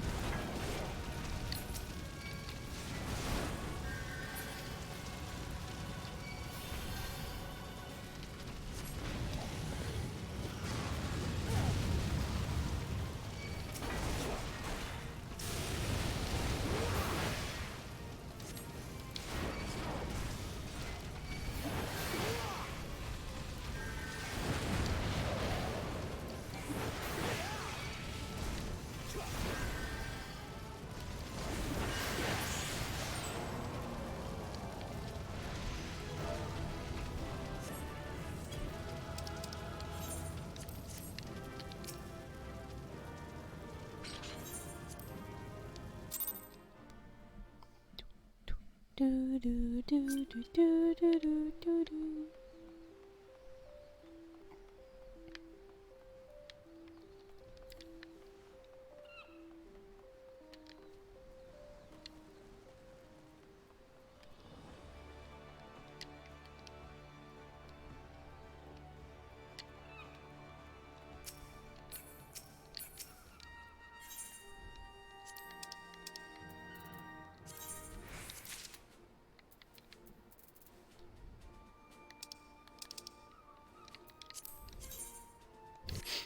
Can I read the hat? No.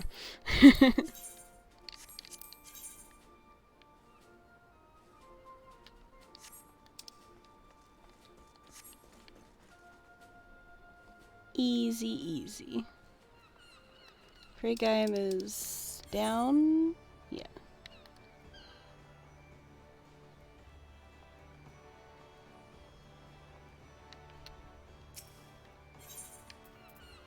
That's not right.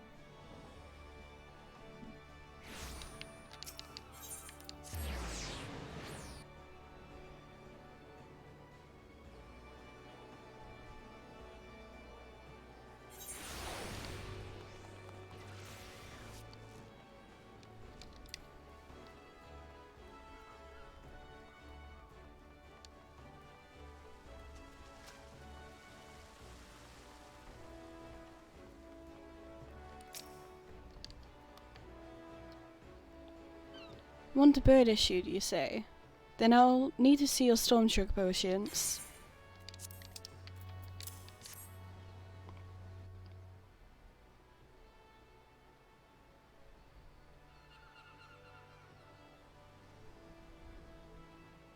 Yes, everything appears to be in order.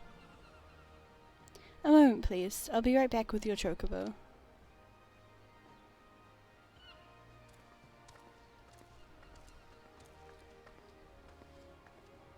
And here he is. The fellow has been in high spirits the last few bells. He must have sensed that his master was coming. Now then, to make it official, you want to give your noble steed a name.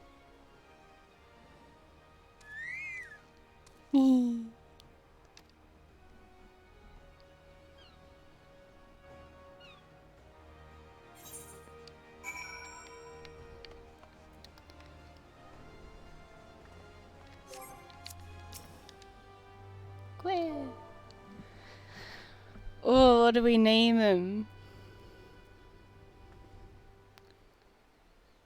I'm thinking cherry, because there are lots of cherry blossoms out right now from the event. But do you have any suggestions?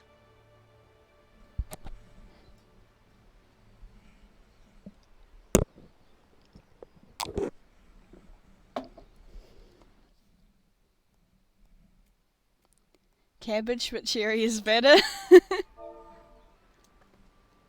It also sounds like Jerry, which I think is what we named our kid in. Thinking of Genshin things.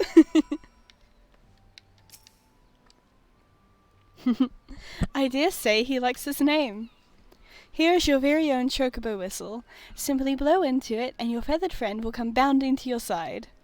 But do forgive him if he doesn't respond when summoned in crowded city areas or monster-infected lairs. Chocobos are stout-hearted creatures, but they have their limits. And lastly, I present you with your chocobo rider's license, as is required by law.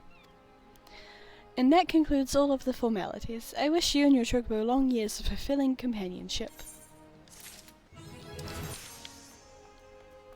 Dope.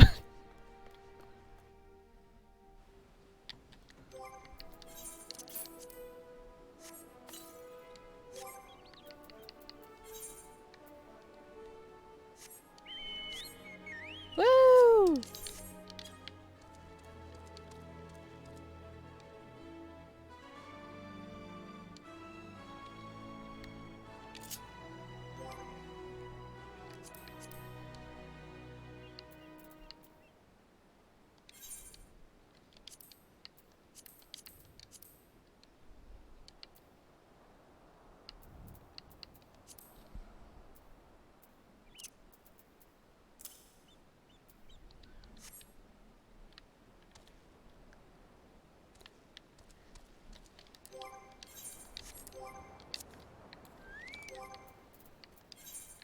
And I also have the big boy.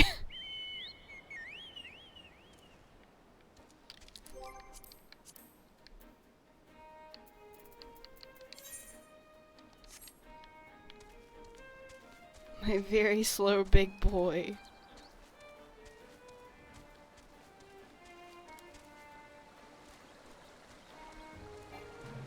He's still learning.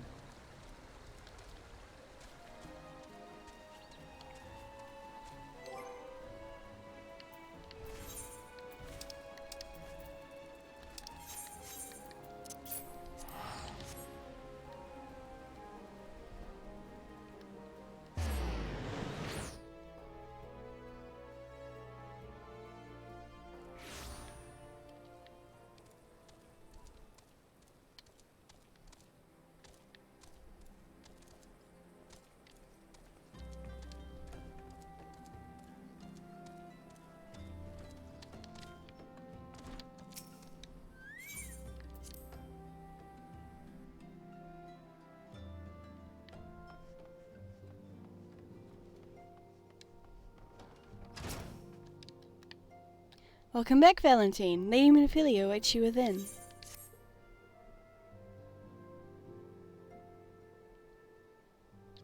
Welcome back. It seems you wasted no time putting your skills to work. How do I know?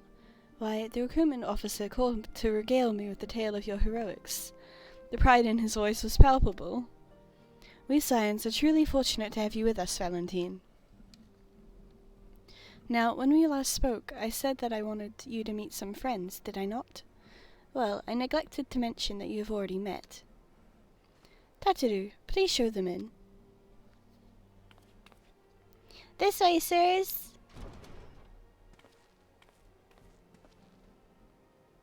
Thanks again for getting us out of that mess. We owe you our lives. But I don't think we've properly introduced ourselves. I'm Biggs. And I'm... Gods, man, spit it out with you. Wedge, at your service! I am pleased to say that Biggs and Wedge will be staying with us for a while.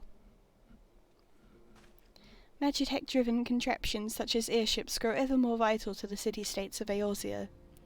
As a neutral party, it was judged that we Scions should serve as the keepers of this technology. Of course, for this we needed the knowledge of experts, and so we requested the assistance of Garland Ironworks, who very kindly sent us 2 of their finest engineers. Our happy family continues to grow. On behalf of the Scions, I bid you welcome to the Waking Sands.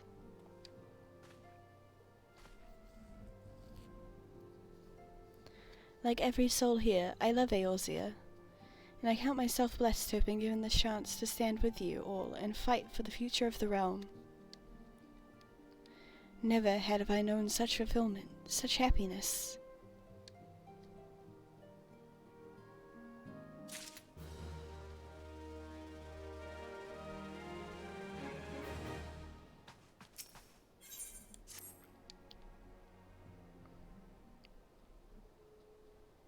Now, having set aside the formalities, we have a favor to ask of you.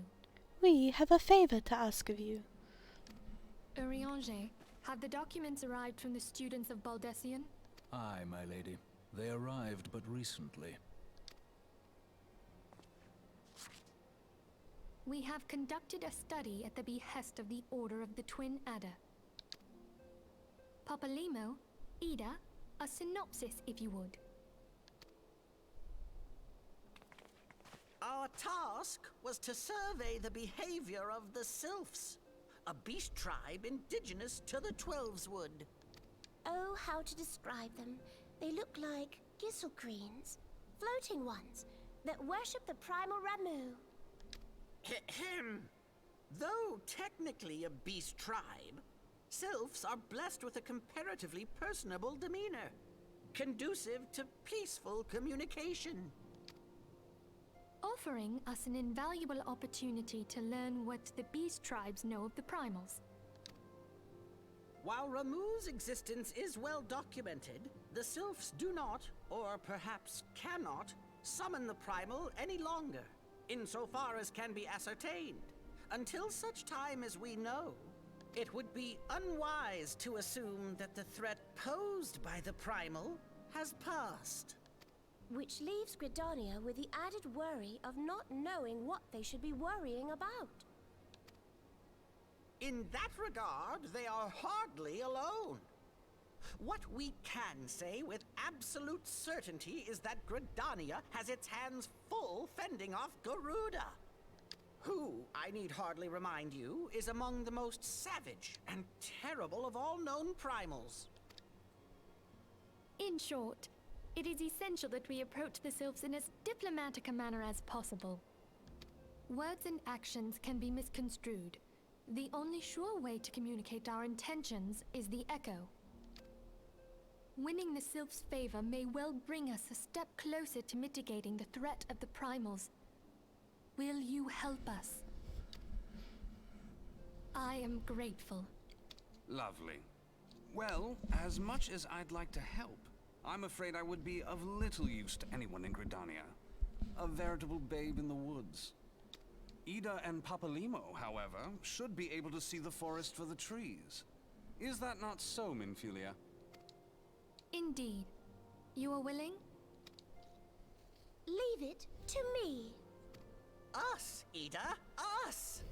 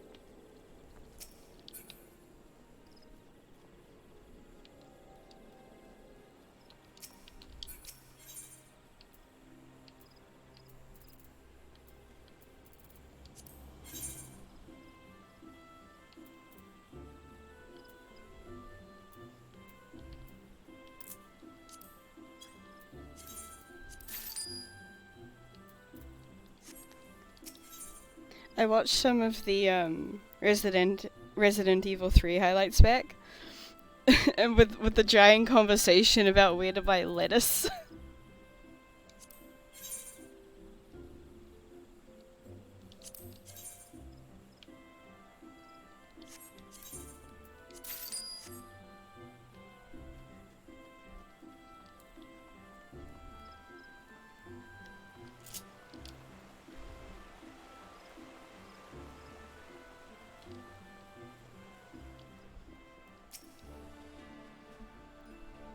Need to feed the boys. Yeah.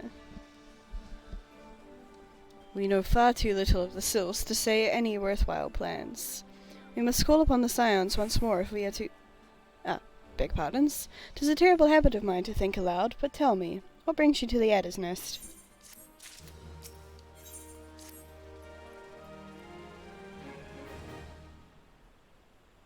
Hail, adventurer. I bid you welcome to the Adder's Nest.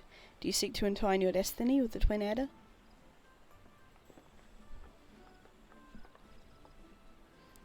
Good evening, Commander. Sorry to disappoint you, but other business brings us here today. Ida and Papalimo, always a pleasure to see the two of you. My men tell me you quest in the name of the Scions of late. Quite so, Commander. A little bird told us that the Twin Adder was in need of our adventuring prowess. Aye, your little bird sings true. No doubt you've heard that we're investigating the Sylphs, that curious beast tribe that calls the depths of the Twelvewood home. The Sylphs are, for the most part, a peaceable bunch, much to the delight of the elder Seedseer, who has no desire to see her people embroiled in yet another fruitless war. The Twin Adder is of the same mind, and 'tis precisely for this reason that the Sylph's relation to the Primal Ramu has raised a flag of warning amongst our ranks. Friendly as they may appear, beastmen will be beastmen. Should there be even a sliver of a chance that the summoning of the Primal might disturb the balance between Gridania and the Sylphic tribes, it is a possibility we cannot ignore. Better to be safe than sorry, indeed. Do we strike at Ramu, or leave the Sylphs to their own ways? That is the question, yet I find myself lacking ample knowledge to arrive at an answer. Opinions abound within Gridania, but to listen only to one's own is among the greatest mistakes a commander can make. I would hear from the other side, the Sylphs themselves. You seek an impartial party to serve as my liaison. That is where you Scions come in. The Sylphs of Little Solace remain untempered, and have held many a productive dialogue with our people. I would hear their candid thoughts on their tempered brethren. That said, I urge you to exercise due caution. Sylphic tradition and etiquette bear little resemblance to our own. It would not do to have any cross-cultural faux pas get in the way of productive parley. En route to Little Solace, you will come upon the Hawthorn Hut. Our officer stationed there can enlighten you as to how to win the Sylph's favour. May your expedition be a worthwhile one. A friendly palaver with the Sylphs. This should be a pleasant enough diversion. The Hawthorn Hut, was it? Why, I believe the ferry departing from West Shore Pier should take us straight there. A friendly palaver indeed. I hope this will be as straightforward as you say, Papalimo.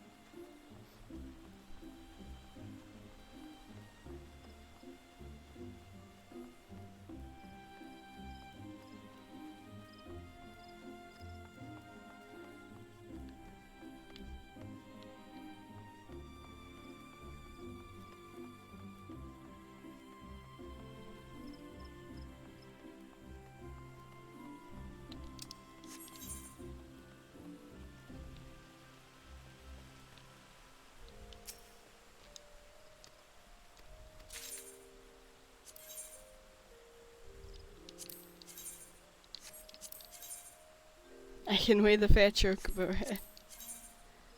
And the ribbon, nice.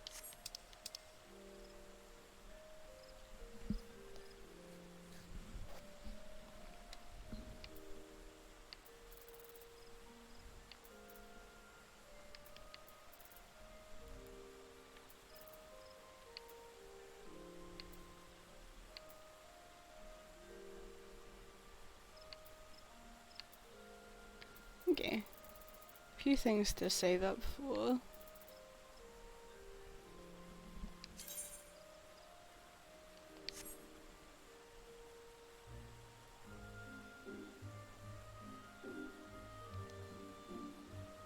I don't know if we're far enough through to be able to exchange those, so I'm gonna get a ribbon.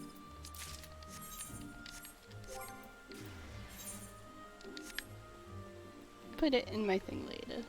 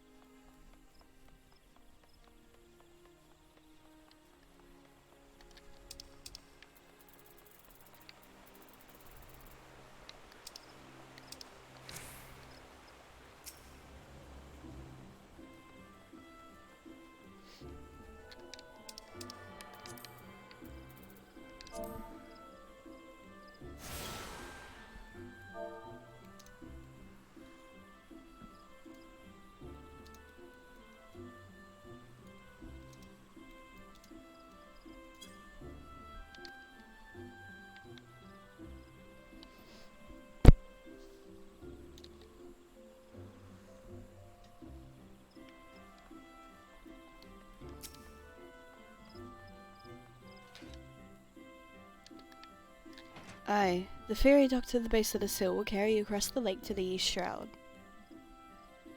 Once you are ashore, head due east and you should find the hawthorn hut without much trouble.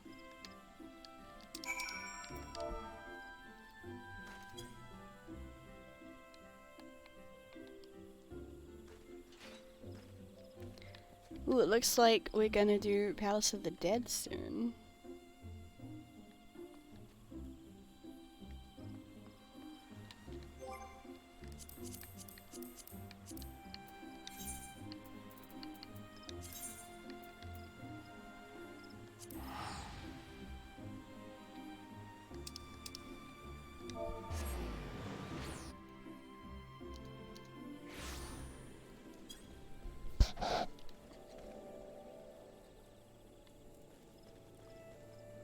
Getting really sleepy and you need to be up early so you can head to bed?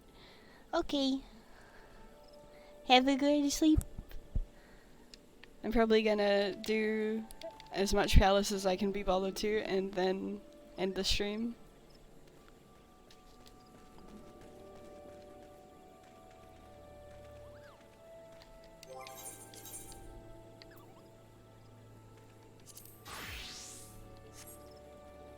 Or I might end the stream here actually, and then go upstairs and do Palace with friend.